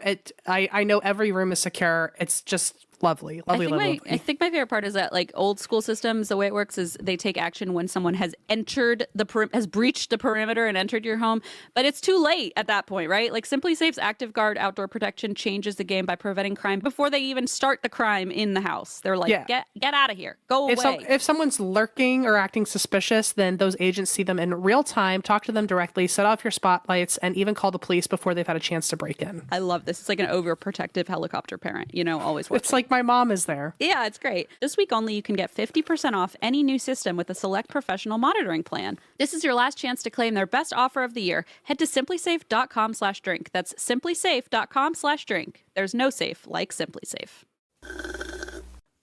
There's lots of versions like that. I mean, that's just my favorite story, that Santa trapped him and trained him back to being a human. Which like also implies that he was a monster at some point, right? Yeah, that he wasn't. Because if you're not Christian, then you're an animal or something. Yeah, good point. Yuck. But there's a lot of versions like that, but basically Santa and Hans are often in cahoots with each other. And one place you can see this take place is at the Hans Trapp parade in, how do you say it? Wissemburg? How do you spell it? Wissem? Oh, Wissemburg. B-U-R-G or E-R-G? O-U-R-G. O-U-R-G. Okay, well. Wissemburg, I don't know. Well, that is the original city where the actual German knight was banished from. And every December they have a parade there now of the creature that has morphed out of his story, Hans Trapp. And at this parade there are monks. Real ones? Yeah, I guess so. Cool. I hope so. Fire jugglers and percussionists. Real ones? Just kidding. Fuck, marry, kill. Monks, fire jugglers, percussionists. Hold on. Obviously, you're gonna fuck the fire jugglers because that's too crazy to not do. I almost wanted to marry, though, for constant entertainment, Oh, interesting. What was the last one again? Percussionists. Yeah, fuck that. No, I mean, not fuck that, but, well. I'm killing the monks, let's be clear. I think we gotta kill the monks because they're not really gonna do much. Unless they know how to make beer, because a lot of monks make beer, and that would be really beneficial to me. So I would marry a monk if we had an open relationship, and I could maybe go like check out the percussionists every now and then. Wink. Maybe they run a monk brewery and percussionists play every Thursday night with And the then- fire jugglers. And then I get to kill somebody and have sex with somebody else. Great. I love that. I'm sorry. This is like me explaining a joke to my dad, and I'm like, "See," and then you have sex, and then it's like, "No, now It's like not explaining funny a board game. Yeah, it's not funny anymore. Like this just sucks now. Okay, so the parade has I'm monks, so fire jugglers, sorry. has those three things at his parade, all warning the town, quick, Hans Trapp is coming, be good, be good. All very And then- fuckable. And after the monks, the fire jugglers, and the percussionists, and all of their warnings that Hans Trapp was coming, then rolling down the street is a carriage full of imprisoned naughty children who are crying out behind bars to be helped before Hans Trapp gets them. I've seen that. I've seen that imagery. Somebody like has tagged me, I think, in posts about that, but I didn't know what it was. Oh, well, here you go. Well, then Hans Trapp appears and he walks amongst the kids and asks if they've been good. Where's Santa? I don't know. So maybe they're not always together. And then later, another person appears, which is Christkindle, Mm-hmm. who is an The Christ angel. child. An angel-like being who wears a crown of candles and symbolizes the light. And she instills hope in all the scared children because Hans Trapp is obviously trying to take away the naughty ones. But she says, no, you're going to be okay if you stay with me, if you become Christian, blah, blah, blah. And Christkindle confronts Hans Trapp during this parade. And frightened by the light of Christ, he flees back to his castle. And the Oh. whole town celebrates good overcoming evil. Wow, and so it's like a war of good versus evil. God's army. Wow. And then Christkindle hands out presents. There's a fireworks show, and usually St. Nicholas shows up as well to help with the presents. I don't know. To My mom saw the drink hot chocolate. Christ angel child, whatever, one time when she was a little kid. Oh, really? Yeah, she said she was just heard a voice to go look outside and looked up at the sky, and there was this beautiful angel flying above the house. Oh, I don't know. She used to tell me Wow. that, and I never believed her. And now I'm just like, I just like the story, so I believe her. Why wouldn't I believe her? I don't know. well, that's nice. But yeah, Chris Kindle, and like kind means child, so it's like Oh. Christ child. Chris Kind, Nice. it's like the symbol. But have you heard of Chris Kindle Market? It's like a Christmas Maybe. festival. It's like a Christmas market that like a lot of towns have started doing. It's like a German Christmas market, basically. They're really fun, and they have like mulled wine and lots of like cuckoo Oh, fun. clocks and presents you can buy and stuff. Nice. Anyway, that's Hans Trapp. What a story. Everyone be a good Christian this Christmas. Ho, ho, ho. Or else a Uh, cannibal scarecrow is going to get you. I mean, I just Googled him, and the photos they've got of this guy are fucking upsetting. Like, he looks like, German. ghostadventures.com. Well, that explains it. Did you No. just look at a picture of Zach? No, it's literally just a fucking scarecrow skeleton situation. Terrifying. It's so scary looking, though. Can't believe I didn't know about this guy. Alrighty. Thank you for sharing that story with us. I've now got a story for us as well that absolutely has nothing to do with Christmas, and I'm sorry about that. Oh, that's okay. I brought the goods this time. Hey, wait, I know. It's a cold case. Does that count? Does that mean I can solve it today for everybody? Well, I just meant because it's cold, because it's winter, but also, no, not that. I do like the pun that you made. Oh, wow, that really didn't land, huh? Okay. Yeah, how about let's try again? Yeah, it's a cold case, Em, so at least you can have a chance at solving it, which is your greatest Christmas wish. Merry Christmas, everyone. It's To my- each and everyone. Shut the fuck up, Tiny Tim. That guy pisses me off every time. I'm He like, pisses me right off. he ticks me. Oh, I want to kick his little crutches out. I I want to want be to like, kick his little crotch. Is what I want to do. oh my god. Wow. I do. I will tell you, I've never met a Tiny Tim I did like. Agreed. Because at every school play I've been to where someone played Tiny Tim, I was like, this fucking guy, please. Maybe I've just only watched people perform him wrong. Maybe no, that's why but I hate maybe him. it's like, oh, that character just does not vibe with our energy. You know what I mean? Because it's like, okay, you're making these crutches like a part of your persona, and it's becoming a lot for a lot of us. Like you're making this all about you. I feel like if instead of Tiny Tim, there was like Big Tim and he was just like dragging a cigarette. Wait, but He- hang on, I got it. It's Tiny Tim, but he's just really huge. He's just like, you know how they call like certain gangsters like tiny, but they're huge. Oh yeah. It's like that. Yeah. It's like No, I'm yeah, Tiny he's actually Tim. his last name's actually Soprano, and he's just Tiny Tim Soprano. Exactly. And he's like, Merry Christmas, everyone. He's got meaty fists. This bad Yeah, boy. he's got salami dripping down his mouth. Oh yeah, see that one I can fuck with. Now this is more our speed. And he's got crutches because he was just in a gang shootout. Obviously, He's got no crutches. He tosses those to the side. yeah, he just walks with a limp now. That's what you do. Yeah. Bada bing, bada boom. I like him. Thank you, Capicola. We are so beyond unhinged today. I really am so sorry to everybody who just wanted a straightforward fucking story. What are you talking about? I'm having a really reasonable and academic experience with you today. Not a single sentence has just been said today. Well, here's Let's the keep. Okay. here's the cold case of Michelle Martinko.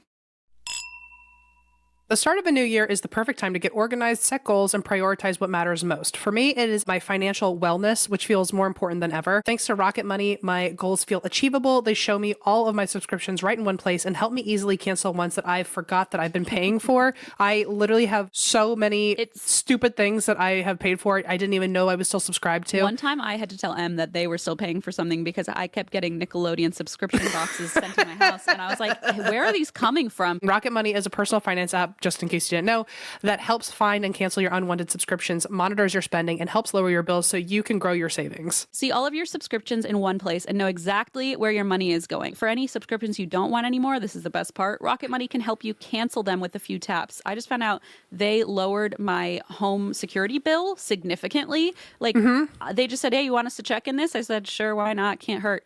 Hundreds of dollars off. And I was It's like having a little business manager. what are you talking about? You just did that for me? Thank you, Rocket Money. I love this app. Rocket Money has over 5 million users and has saved a total of $500 million in canceled subscriptions, saving members up to $740 a year when using all of the app's features. Cancel your unwanted subscriptions and reach your financial goals faster with Rocket Money. Go to rocketmoney.com/drink today. That's rocketmoney.com/drink. rocketmoney.com/drink. Michelle Martinko was born in 1961 in Cedar Rapids, Iowa, which is a place that you and I went for, at least for me, the first time this year. Iowa. Not Cedar Rapids, but Iowa. I went to Cedar Rapids. Did you? This year? Or like I did. Oh, nice. How when was we it? when we went to Iowa, I had a day to kill, so I went to Cedar Rapids. I don't know why, but that city in my mind has always been like maybe I knew someone in my past who lived there, and so the name was just more popular. I bet I in my know head. why. I bet I Why? know why, because I think I know why it's in my head. Because it sounds a little bit like Cedar Park, and it also sounds like Rapids, like it's some Yes. theme park or something. It feels like a place where you'd have a connection or like want to go Yes. to, but it's like random. It was actually the complete opposite of fun. Sorry, Cedar Rapids. It was fucking But not I literally worth hear it. Cedar Rapids and I'm like, oh, like Pigeon Forge or like Yes. Cedar Point, and then it's Yes. like that's not what it is. But I've Fucking- never been, so I Fucking guess Eva, I told her, I was like, I think I'm going to spend a day in Cedar Rapids. And she went, why? And I Oh went, my god! See, I never known about it at all. And I went, well, isn't it like a hot spot? And she went, I don't think so. And I went, Eva doesn't know what she's talking about. I'm going to have fun. I And then genuinely thought I the s- same. I literally, it's the only city I have changed my flight and flew away early. Because Did I was you? like, Okay, but there's like, remember when you nothing. said I went to Cedar Rapids? I said, "Oh, how was it?" Because in my head, it was still Yes. this like cool place. Not feel that it's so not seen. cool, folks, but I really pictured it as like I feel so theme seen. park place. Also, I tried like 3 things there, which like there was like kind of like a little walking area that was nice. Well, there's the National Czech and Slovak Museum and Library, which I'm not saying is not fun. It's just not maybe the vibe that I was imagining. You know, I like there was a Mount Trashmore, which there's one in Virginia, Oh, so cute. I did that. There was like a little walking area next to that I went to. So like I did everything in like an hour, and I was like, well, now what? well, I they've did got get a lot of floods in their history, so that's interesting. I went to there was like a food market, but like you can only eat so much food. Like I after like a few shops, I was like, I think that's it. I don't know what else there is. And so what was I gonna tell you? Fuck.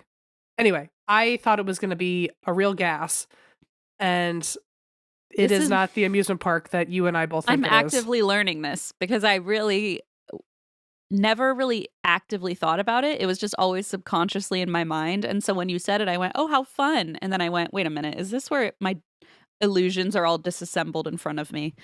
Yes. Yeah, somehow. I didn't know what I tried. I fought so hard to make it because you know me. I'm like, I will find the fun. I'll find it. Yeah. And maybe it was And we'll because find things a wall made of like gum and make it fun. I found some things, but it was like not even a full day worth of stuff. Oh, and man. so I was like, okay, well, maybe this is just like a sleepier town. Also, I found a in like all of their listicles, there was this one like burger place where they were like, this is the best burger I've ever had. I went there, they made me wait an hour and 10 minutes. It wasn't even like busy. And then when I got the burger, I was like, this doesn't taste like it was worth an hour for sure. Man. So I'm sorry, I'm like totally trashing on Cedar Rapids right now. Sorry, But guys. in my mind, I really thought it was going to be like a Six Flags experience. You Well, know? we did go to Iowa City and we did like get to drive through. I feel like we had more fun driving around and like exploring and stuff. But yeah, I did like Iowa City a lot. Yeah, Iowa City's cool too. But yeah, wow, I'm being very disillusioned about Cedar Rapids now because I think it is Cedar Park and like Grand You're totally Rapids, right. Like Because something you hear like, rapids and you think fun. yeah, and then Cedar Point, it just kind of. Anyway, so that's where Michelle was born, the boring ass city of Cedar Rapids. And then as soon as her little legs started working, she ran out of there. She said, "Get me out of this fucking joint. Take me to Pigeon Forge. Take me to a real town." Okay, so she's born in 1961 in Cedar Rapids, Iowa. She was the youngest of 2 daughters. And by the way, folks, can you guys chime in if you also ever had that subconscious thought as a kid about Cedar Rapids? Because I feel like that can't be We just can't me be and alone. Em. Because if you and I both had that, We've never talked isolated about that. experience and we've never discussed that, it has to be a more common thing. I don't know. I mean, it was yeah.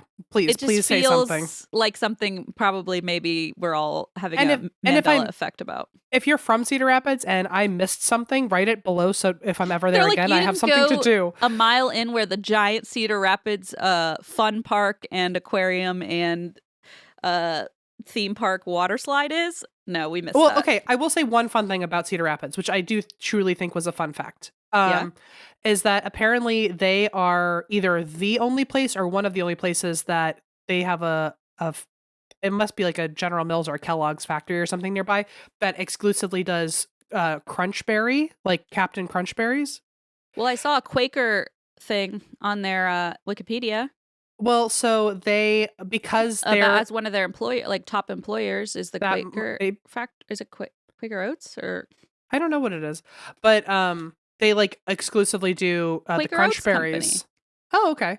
That makes sense. Well, apparently if you drive by the factory, it like smells like Crunchberries. No way. And That's so- pretty cool. In the tchotchke shops I did go to, there was like Crunchberry stuff. Oh, And that's then- cute. And I went to an ice cream place and like their main topping on everything was Crunchberry. So like I appreciated And that. I thought that was cute. love Crunchberries. Yeah, So I that got- sounds. I got a Mount Trashmore shirt and I got a Crunchberry sticker. So that was the kind of the highlight of it. That's actually very cute because I love, but also that does incredibly fit into the exact mold of what I would have thought about Cedar Rapids. Like if I had just believed everything I already thought about Cedar Rapids, and then somebody told me also they have the Crunchberry factory and the whole town smells like Crunchberries, like that would have made it even more magical, It's back like in Willy the day. Wonka's chocolate factory. Like wow, they even have ice cream with Crunchberries on it. Like it just sounds no. so magical. I totally agree. I would have been like, we're gonna go ride the log canyon Yes, rapids, yes, and then through we're gonna the Milk River. and then we're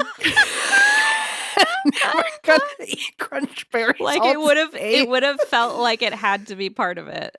But I think we just as a 5-year-old, and also it like, made sense. and Mount Trashmore, there's a playground made of garbage. Like See? it sounds like a 7-year-old dream. So anyway, I'm trying to talk it up a little bit because I realize I poo-pooed on it. For the Yes, Cedar I Rapids understand. people. Well, I am happy to know because I did not know that about Crunchberries, and that's kind of a pretty fun fact.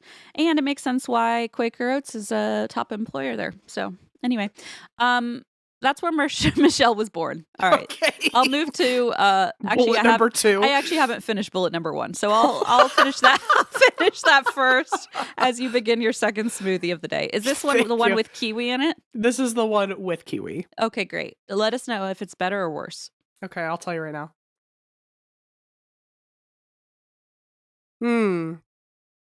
It's a little more tart. I think if I would recommend no kiwi when you start out. So it's blueberry bliss, sub the banana for mango, and add extra strawberries. What if you put extra? I would do it with mango, but keep the banana. Is that something you would eat or no? I Are just you think not into banana? I'm fine with bananas, but it just overpowers any smoothie. It's just like the first Oh, flavor you I taste. think I like it. I think I like that part of it, but mango would sound good too. So, Michelle Martinko was born in 1961 in Cedar Rapids, Iowa, the youngest of two daughters. She grew up as a charismatic performer who excelled in things like choir, community theater. Her friends described her as very upbeat, very friendly. On December 19th, 1979, Michelle went to the Westdale Mall with about $180 in cash because she wanted to do some Christmas shopping. Hey, and girl. I know. And she also wanted to pick up a winter coat that her mom had bought for her. So at this point, she's 18. And you know, when you're like 18 and you finally maybe have like a job or a little bit of cash and you're like, I can buy Christmas presents for people. And it like Mhm. feels so empowering in a way. Like I have my own money to spend, like even a little bit. So I just love that she like went to the mall with some cash and was going to buy her family Christmas gifts or her friends. But she also was going to pick up a winter coat that her mom put on layaway for her. Hmm. So Michelle's friends described her as like a very girly girl, impeccably dressed. Like she just always was put together. She liked to do her hair, makeup. She cared about her clothes. And so that night she left for the mall from a holiday banquet with her high school choir. So she was even more dressed up than usual. She had like a beautiful, like elegant black gown on. She was wearing high heels and she was wearing a white jacket made of rabbit fur. Okay, girl. Wow. Girl. I mean, it's the 70s, but still. Whoa. Rabbit fur, that's Intense. not trying to compare animals here, but like that's a lot of rabbits to make a one. That feels a little Cruella de Vil. Well, I mean, a mink is very small. They're like this big. Really? Mm-hmm. I think up until this moment I didn't know a mink was real, but I did know that their fur was real. Oh, that's an interesting plot twist. We're unlearning a lot of things today, aren't we? Also, minks are very cute. You want to see one? Yeah. Like, actually, you'll find them cute. And you know that's like a high bar for M because M does not like most things with tails that move. Or not with. Oh, if cute, the tail doesn't have fur, I won't like it. That's right. the thing. No, exactly. Yes. Very specific. But isn't he this cute? This is a little monkey face. So I know, sweet. And see the fur? That's what they just slaughter him. Oh, well, now I'm sad. Okay. Yeah. Well, good. Look at his That's little what I'm here for. toes. His little pinky toes. Isn't he cute? Oh, man. So anyway, yeah, she's dressed in rabbit fur. And I do wonder when she went to the mall and her mom had put a coat on layaway for her. I'm like, was it a rabbit coat? Do they have that at Macy's? What's happening? I don't know. Maybe in the 70s. Yeah, could be. So anyway, she had gone from her choir event with her gown, her rabbit fur jacket, and her high heels to the mall. And she didn't tell her parents where she planned to go after this banquet. So they didn't know, like, they just assumed she had plans with friends. They didn't know where she was going. She decided to go to the mall. They weren't really worried about it. She's 18. She can drive. She can handle herself. So she was a high school senior, and it was just a few days till Christmas. She had recently turned 18, and it made sense for her to be out and about. But when the evening passed and it started to get late, her parents were like, okay, I know she had plans, but like she should be home by now. Mm-hmm. So Janet called around town to Michelle's friends. Janet's her mom. And the friend said, oh, she was going to the mall to meet up with some people. So nobody knew if like who she was meeting up with, if she was meeting up with anyone, or maybe she just went to the mall to pick something up by herself. But her friend said, all we know is she was going to the mall after the banquet. So finally, her parents call the police when she doesn't come home, and it's 2 a.m. And they're saying, well, there's no way in hell she's still at the mall, which is closed by now. So something must be very wrong. So based on Michelle's probable plans at the mall, which is the only clue they really had, they focused their search in this area, which is called the Westdale area. So at 4 a.m., which is 2 hours after they called the police, the search located the Martinko's 1972 Buick in the mall parking lot. Oh, shit. So, yeah. So she never left the mall, or, well, not in her own car. Right. The car is still at the mall, and it's outside of the JCPenney. Michelle was inside the car.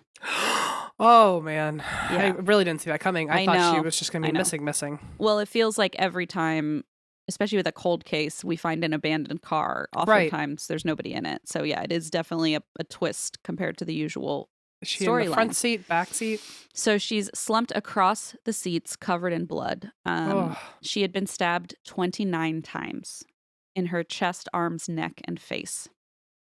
Ugh. That morning, Cedar Rapids local newspaper, The Gazette, ran a front page headline, CR student 18 slain, alongside a big smiling photo of Michelle. In the article, police chief asked readers for virtually any information they might have about Michelle's final hours, down to who else in town parked at JCPenney's last night and may have seen something.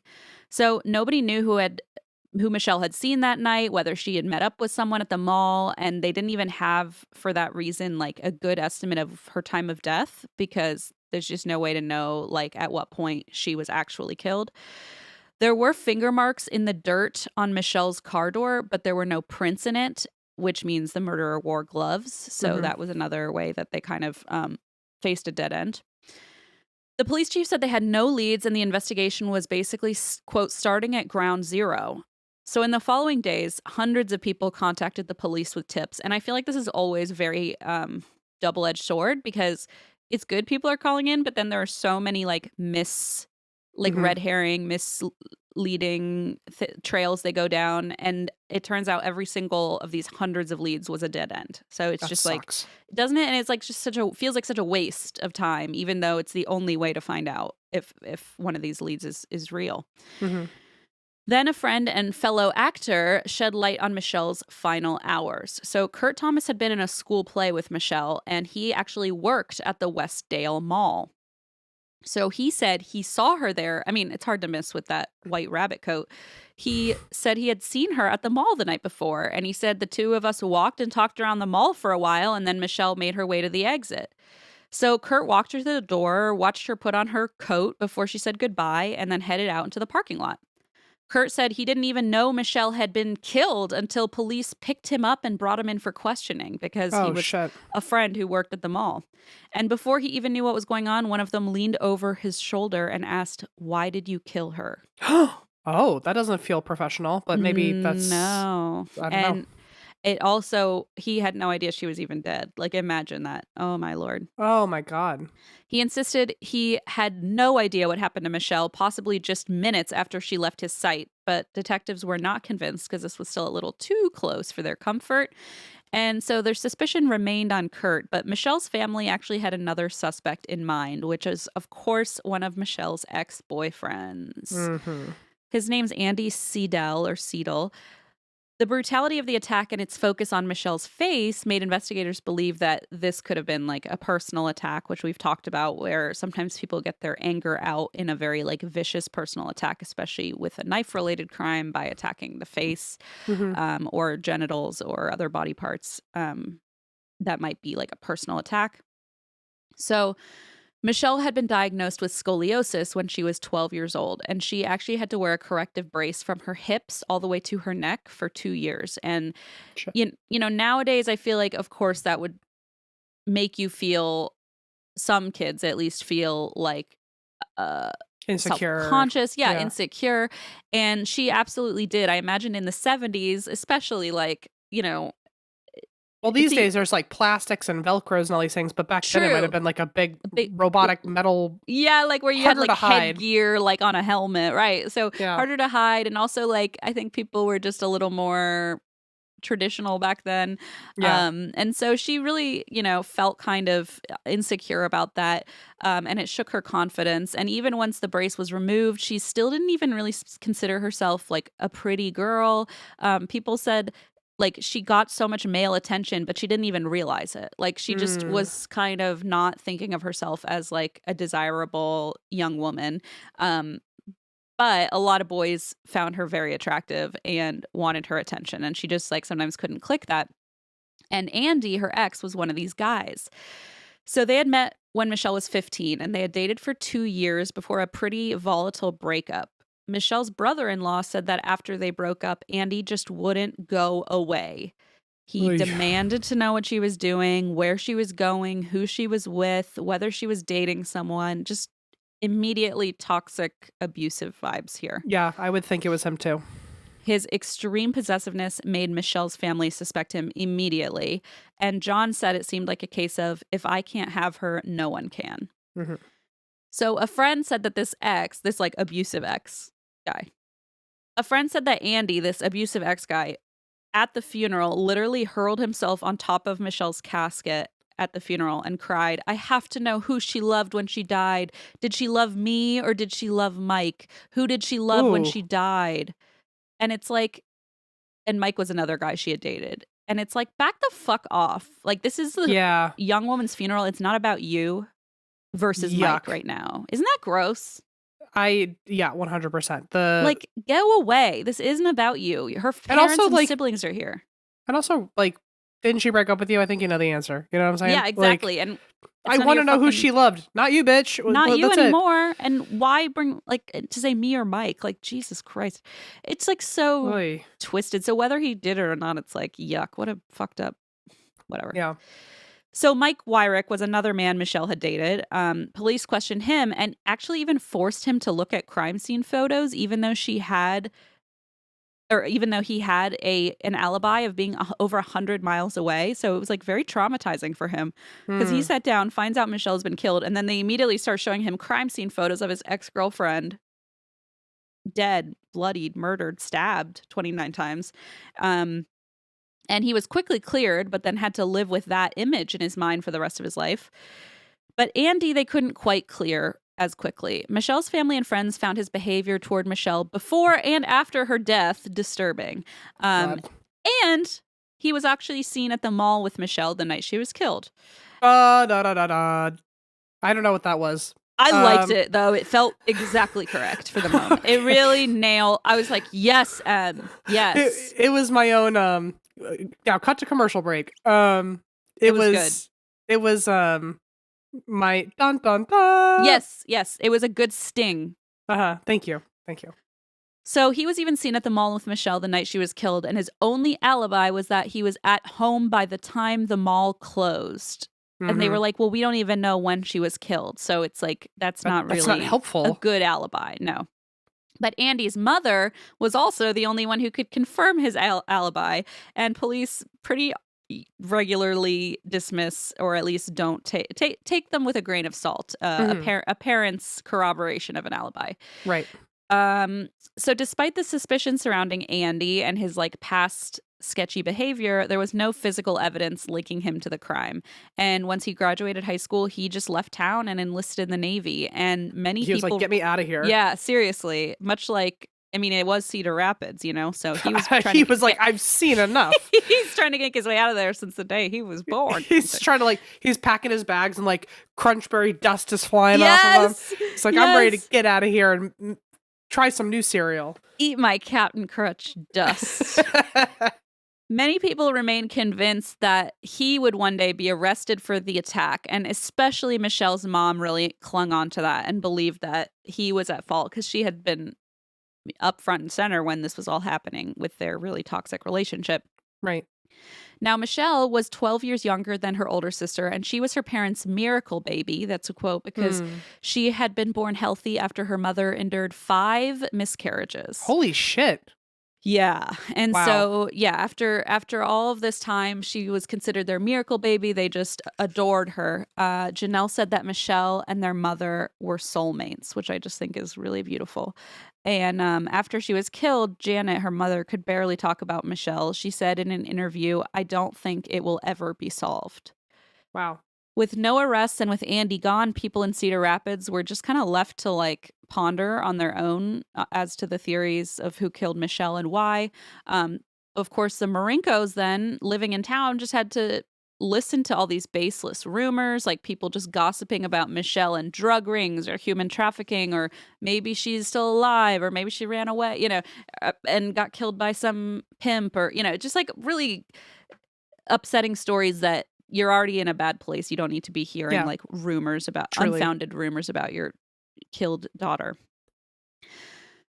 People made cruel prank calls to the Marinkos' home because they thought it would just be funny. And so when Janet answered the phone, she heard laughing as the other person on the line said things like, "Mother, it's Michelle." Oh my God, that's so cruel. I hope that person to this day thinks I hope they about got hit by a bus for sure. I hope they still do. are like, that was fucked up because Yeah, I hope they lose sleep over that. That's Yeah, so me too. fucking insane. me too. Nearly a year after Michelle's death, a man named Dennis Lee McKee was convicted for breaking into a Cedar Rapids home and threatening to kill the children in the home before raping their mother at knife point. What? Yes.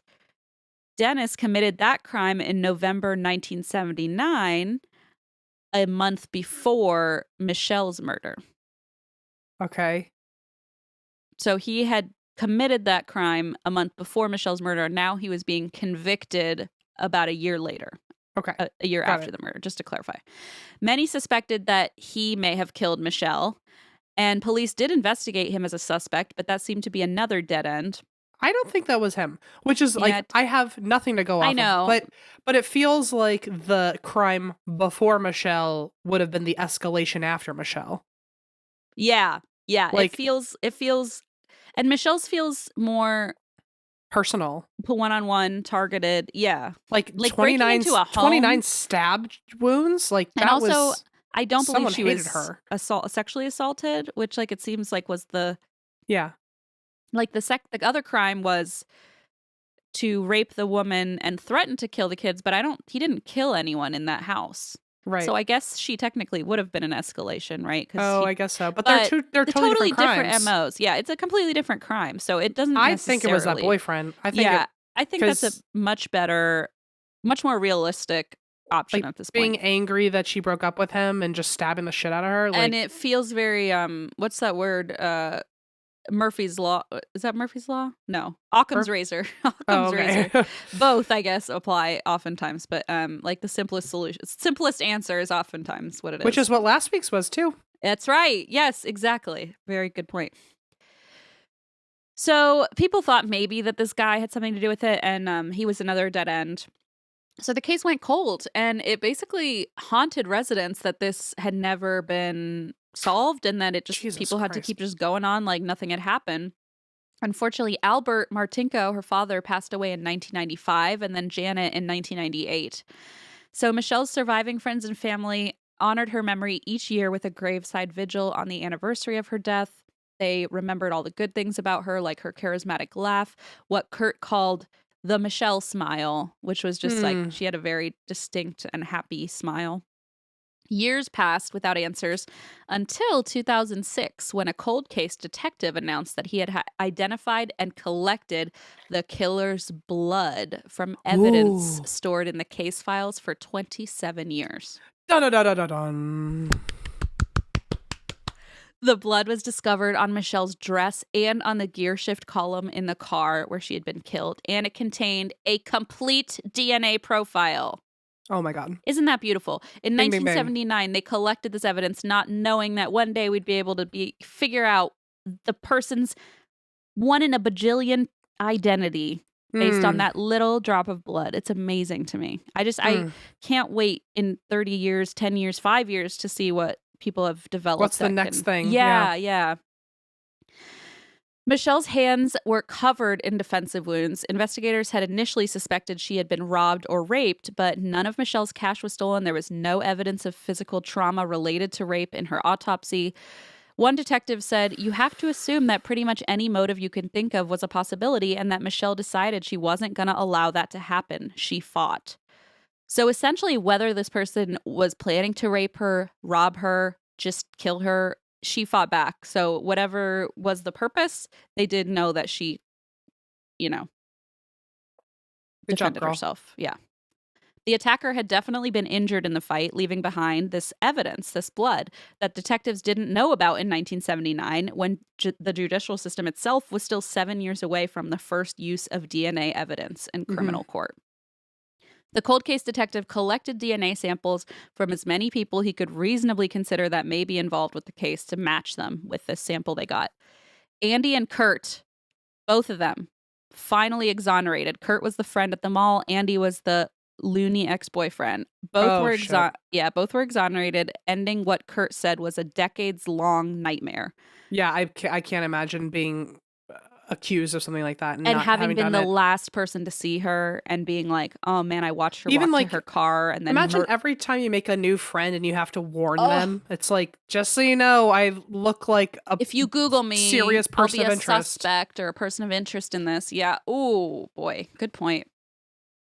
So he said he called it a decades-long nightmare. So they were finally exonerated, and his name had often been mentioned in Janet's diary entries about her daughter's murder, and so it was just really hard for Kurt to be considered a suspect for so long when he really was just in the wrong place at the wrong time and being a good friend and walking her to the door. Mm-hmm. He said he had been consumed by guilt over parting ways with Michelle at the exit that night, and he wished he had walked her to her car. Woulda, coulda, shoulda. Janelle said she wished she could personally apologize to Andy for outwardly believing that he had done this. Like, she had to go back and tell the ex, like, I'm sorry, I thought you were involved. That would be an awkward conversation. Really awkward. But also, like, He's still an asshole. He was yeah, still an abusive she had guy. a justified reason to Yeah. think it. Yeah, I guess. I don't know. at least to not like him. Yeah. After reviewing the case and pursuing leads for 10 years, so that started in 2006, now it's 2015, the detective finally decided to pass it on to someone new. And by then, DNA technology in 2015 was even more advanced. And isn't it crazy? We're almost 10 years away from that now. 2015. That's wild. Yeah. By then, DNA technology was even more advanced, and the new detective partnered with a genomics lab to create a possible profile of the murderer using the DNA. And so they put this together. I find this so amazing. They put together a profile of somebody, a white man with blonde hair and blue eyes, but they were missing a lot of details like his age. So they released several images with different hairstyles, facial features, and age progressions. And the detective said in an interview that they took calls about every blonde-haired, blue-eyed guy that ever walked the face of the earth and stepped foot in Iowa. Jesus Christ. Which was another dead end. Then the case remained cold until 2018 when the notorious Golden State Killer, who seems to have opened the floodgates for so many of these stories, was arrested after investigators found him using genetic genealogy. So the detective leading Michelle's case read an article, which always seems to have happened in this situation, on the arrest and decided he would try the same method to pursue Michelle's killer. So the investigative team submitted the suspect's DNA to a public database. I don't know if it was GenMatch or what, but it connected them to a woman in Washington State who happened to be a distant cousin to the suspect. Dun, dun, dun, dun, dun, dun. Beautiful. Then they spent months building a family tree toward the suspect and tracked down family members across the country on social media and even gravestones. That would have been my if we ever quit the podcast. If we this is all my dream I want to job. do is build. I love ancestry and I love family trees. All I would want to do is build family trees for the police. How for cold cases? Are you kidding involved I would be. Can we just do that on the side? Yeah. Could somebody help us do that on the side? Because you and I would be an unstoppable force, I think. I would be a free intern to be able to solve a crime like that. The way that we fixate so aggressively and have such intense web sleuthing skills, I feel like between your everything and my building a family tree. No, but yeah, I really think we'd make a powerhouse. So if somebody knows how to do that, I've tried to join some volunteer groups, but I feel like I've never really quite got the hang of it. I don't really know. Maybe you can embroider something for them. I know. I'm like, well, how do I insert myself? I don't know. How do I stitch a family tree together Wouldn't for that you? be nice? Hey, I can put it on my Cricut machine. Does anyone need it in vinyl? So the suspect's relatives, imagine getting this call over in Washington. You're a distant cousin to a murderer from decades ago. So the suspect's relatives provided DNA samples to aid the investigation, and finally the search was narrowed down to Manchester, Iowa, which was a small town roughly an hour from Cedar Rapids. Brothers Jerry Kenneth and Donald Burns grew up together in Manchester. Donald moved to Davenport, Iowa, while his brother still lived in Manchester, where they were well-liked business owners. The detectives followed Kenneth to lunch at a golf club and collected his drinking straw once he left. They then staked out Donald's house in Davenport and picked his toothbrush out of the trash. This See, would I'll have do been the that most too. fun job in the whole world. I was gonna You say, and I'll I, do that part. Yeah, we'll can you, happily go through a dumpster. can you imagine us pretending to go to like a golf outing and just like, And just- we would dress up. We would do Totally. the part. Can someone make a show about this? I would take it so seriously. I'm not fucking around. I would actually love a game show where people try to collect evidence from other contestants without them knowing. Oh. Like sneak a hair sample, grab their straw, grab their, Yeah, I feel like it would get problematic really fast, but No, we have legal deal with that. no problems for us. No problems for me. Not our problem. Not for me. So after they did this, the toothbrush and the golf club straw, neither brother matched the suspect's DNA sample. So they followed Jerry to lunch in Manchester, the third brother, and they collected DNA from the straw he drank after he left. It was, maybe that's the burger place. Maybe he went to the burger place you went to, and that's why they make you wait an hour. Because they're like, actually, the police might need your DNA. Can you sit here for a minute and drink in the straw? And they got a lot of my DNA because I left half that burger on the table. Exactly. I gotta go. Exactly. So they followed him to lunch. They collected DNA from the straw he drank with, and it was a fucking DNA match. They found him. They found him at lunch. I love when people sleuth to get an answer. Can't believe it. On December 19th, 2018, which was the 39th anniversary of Michelle's murder, the lead detective walked into the business Jerry owned and asked him if he knew Michelle Martinko. Imagine the stomach drop. avoiding that name for 39 years after you did something terrible, and now somebody walks face to face with you and says, do you know this person? Did he just fess up immediately? He just go, yep, that's me. He said, you want to know what he said? No. Did he speak in riddles? Oh, no. Just no? He said, no, I've never heard of her. And they said, that's weird. Give me a cheek swab. So he gave them one. And then he told Jerry that he knew the DNA would match. The policeman said this to Jerry. And asked Jerry once again if he knew about Michelle or her murder. And instead of saying no, he said, I was not there that night.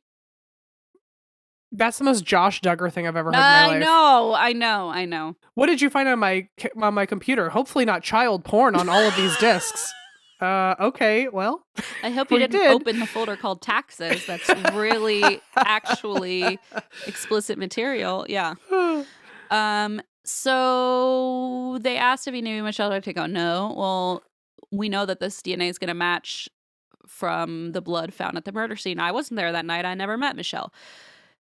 It was true that police failed to find any connection between Michelle and Jerry, like social, business, or otherwise. So without a connection, it would be difficult to establish a motive. And it was obvious Jerry wasn't prepared to confess. And he might have really not known her name. It's true, right? Like maybe he never met her technically. And he was arrested that day for Michelle's murder, but this would be like a difficult case to prove. Basically, they had his blood and DNA, but that was the only real thing linking him to the crime. And while they could prove it was his blood, it could have come from somewhere else. She could have bumped into him when he had a scratch. Somebody could have tried, some attorney could try to twist it, and say he was the killer. So Jerry went on trial in February 2020, and his defense called a molecular biologist as a witness who testified that it was a distinct possibility that Jerry's DNA could have gotten on Michelle's dress and car interior by transfer. Mm-hmm. Jerry and his family had spent time in the mall before, so his defense attorney argued that Michelle may have picked up Jerry's DNA in the food court or someone else inside. I mean, like, as a very sick person right now, one sneeze and my DNA is all over but it's somebody. Not your blood. That's true. But on the gear shift of your car. Just try to play lawyer. I still think he did it, but the possibility was just so unlikely. Like, okay, yeah, his blood got on her sweater, on her jacket, on her car gear shift, especially without her noticing. And and then she was stabbed. Yeah, exactly. And nobody else's blood got on her. Yeah. So it just seemed too unlikely. Like, yeah, sure, maybe you bled all over the food court and she bumped into her with her white rabbit jacket, but I doubt it. Okay. After just 3 hours of deliberation, the jury declared Jerry Burns guilty of murder in the first degree, and he received the maximum punishment in Iowa, which was life in prison without parole. Oof. Now, Jerry's family was shocked because they didn't believe he was capable of the brutal attack, and his brother and daughter still say, imagine the daughter, say they have no idea and have no belief that he's capable of this. So, I don't know, maybe Maybe it was a fluke. Maybe, I don't know. But Michelle's family believes that Jerry was the killer. And when police told the family that they had made an arrest, Janelle and John recalled whooping and hollering as just out of excitement and just closure, Mm. you know. The conviction and sentencing marked the end of a 41-year nightmare that haunted Michelle's family, friends, and all of Cedar Rapids. And with the case finally solved, everyone who knew Michelle could focus solely on her memory and everything about her that made her special to them. One friend said that her life wasn't defined by the way that she died, but by the way that she lived. She was very fun-loving, studious, kind. She was a gifted singer with a beautiful voice. She just a beautiful musician, and her friends and family still remember her for, all the good she brought to the world. Nice. But that's the story. So, no longer a cold case, but still some debate Mm-hmm. over it. Mm-hmm. Yeah, that's a tricky one. Mm-hmm. Mm-hmm. Wow. Well, how do Merry you feel Christmas. about our Christmas episode, I Christine? know. I really did the usual, huh? Where I just bummed everybody out. Yeah, but you've done it like 411 times. So I'm getting good, finally. finally. Hi, we've got our next one is our New Year's one. Does that mean that we'll be in 2025? Let me look. Nope. Our next one is the 29th, so it'll be our New Year's Ooh. Eve-ish. Interesting. Interessante, as I say. Uh-huh. So we've got one more in 2024. Okay, that's Uh-huh. fine. Okay, Before I- we don't have to freak out yet. No. But bring your paper bags next time to breathe into, because I'll panic a little bit and I'll contemplate the next year of my life. Yeah. I'm going to bring a barf bag. I'll try to bring something more than wood glue to drink next time. Please, yeah. If you would like to hear us blabber on even more, you can head on over to Patreon.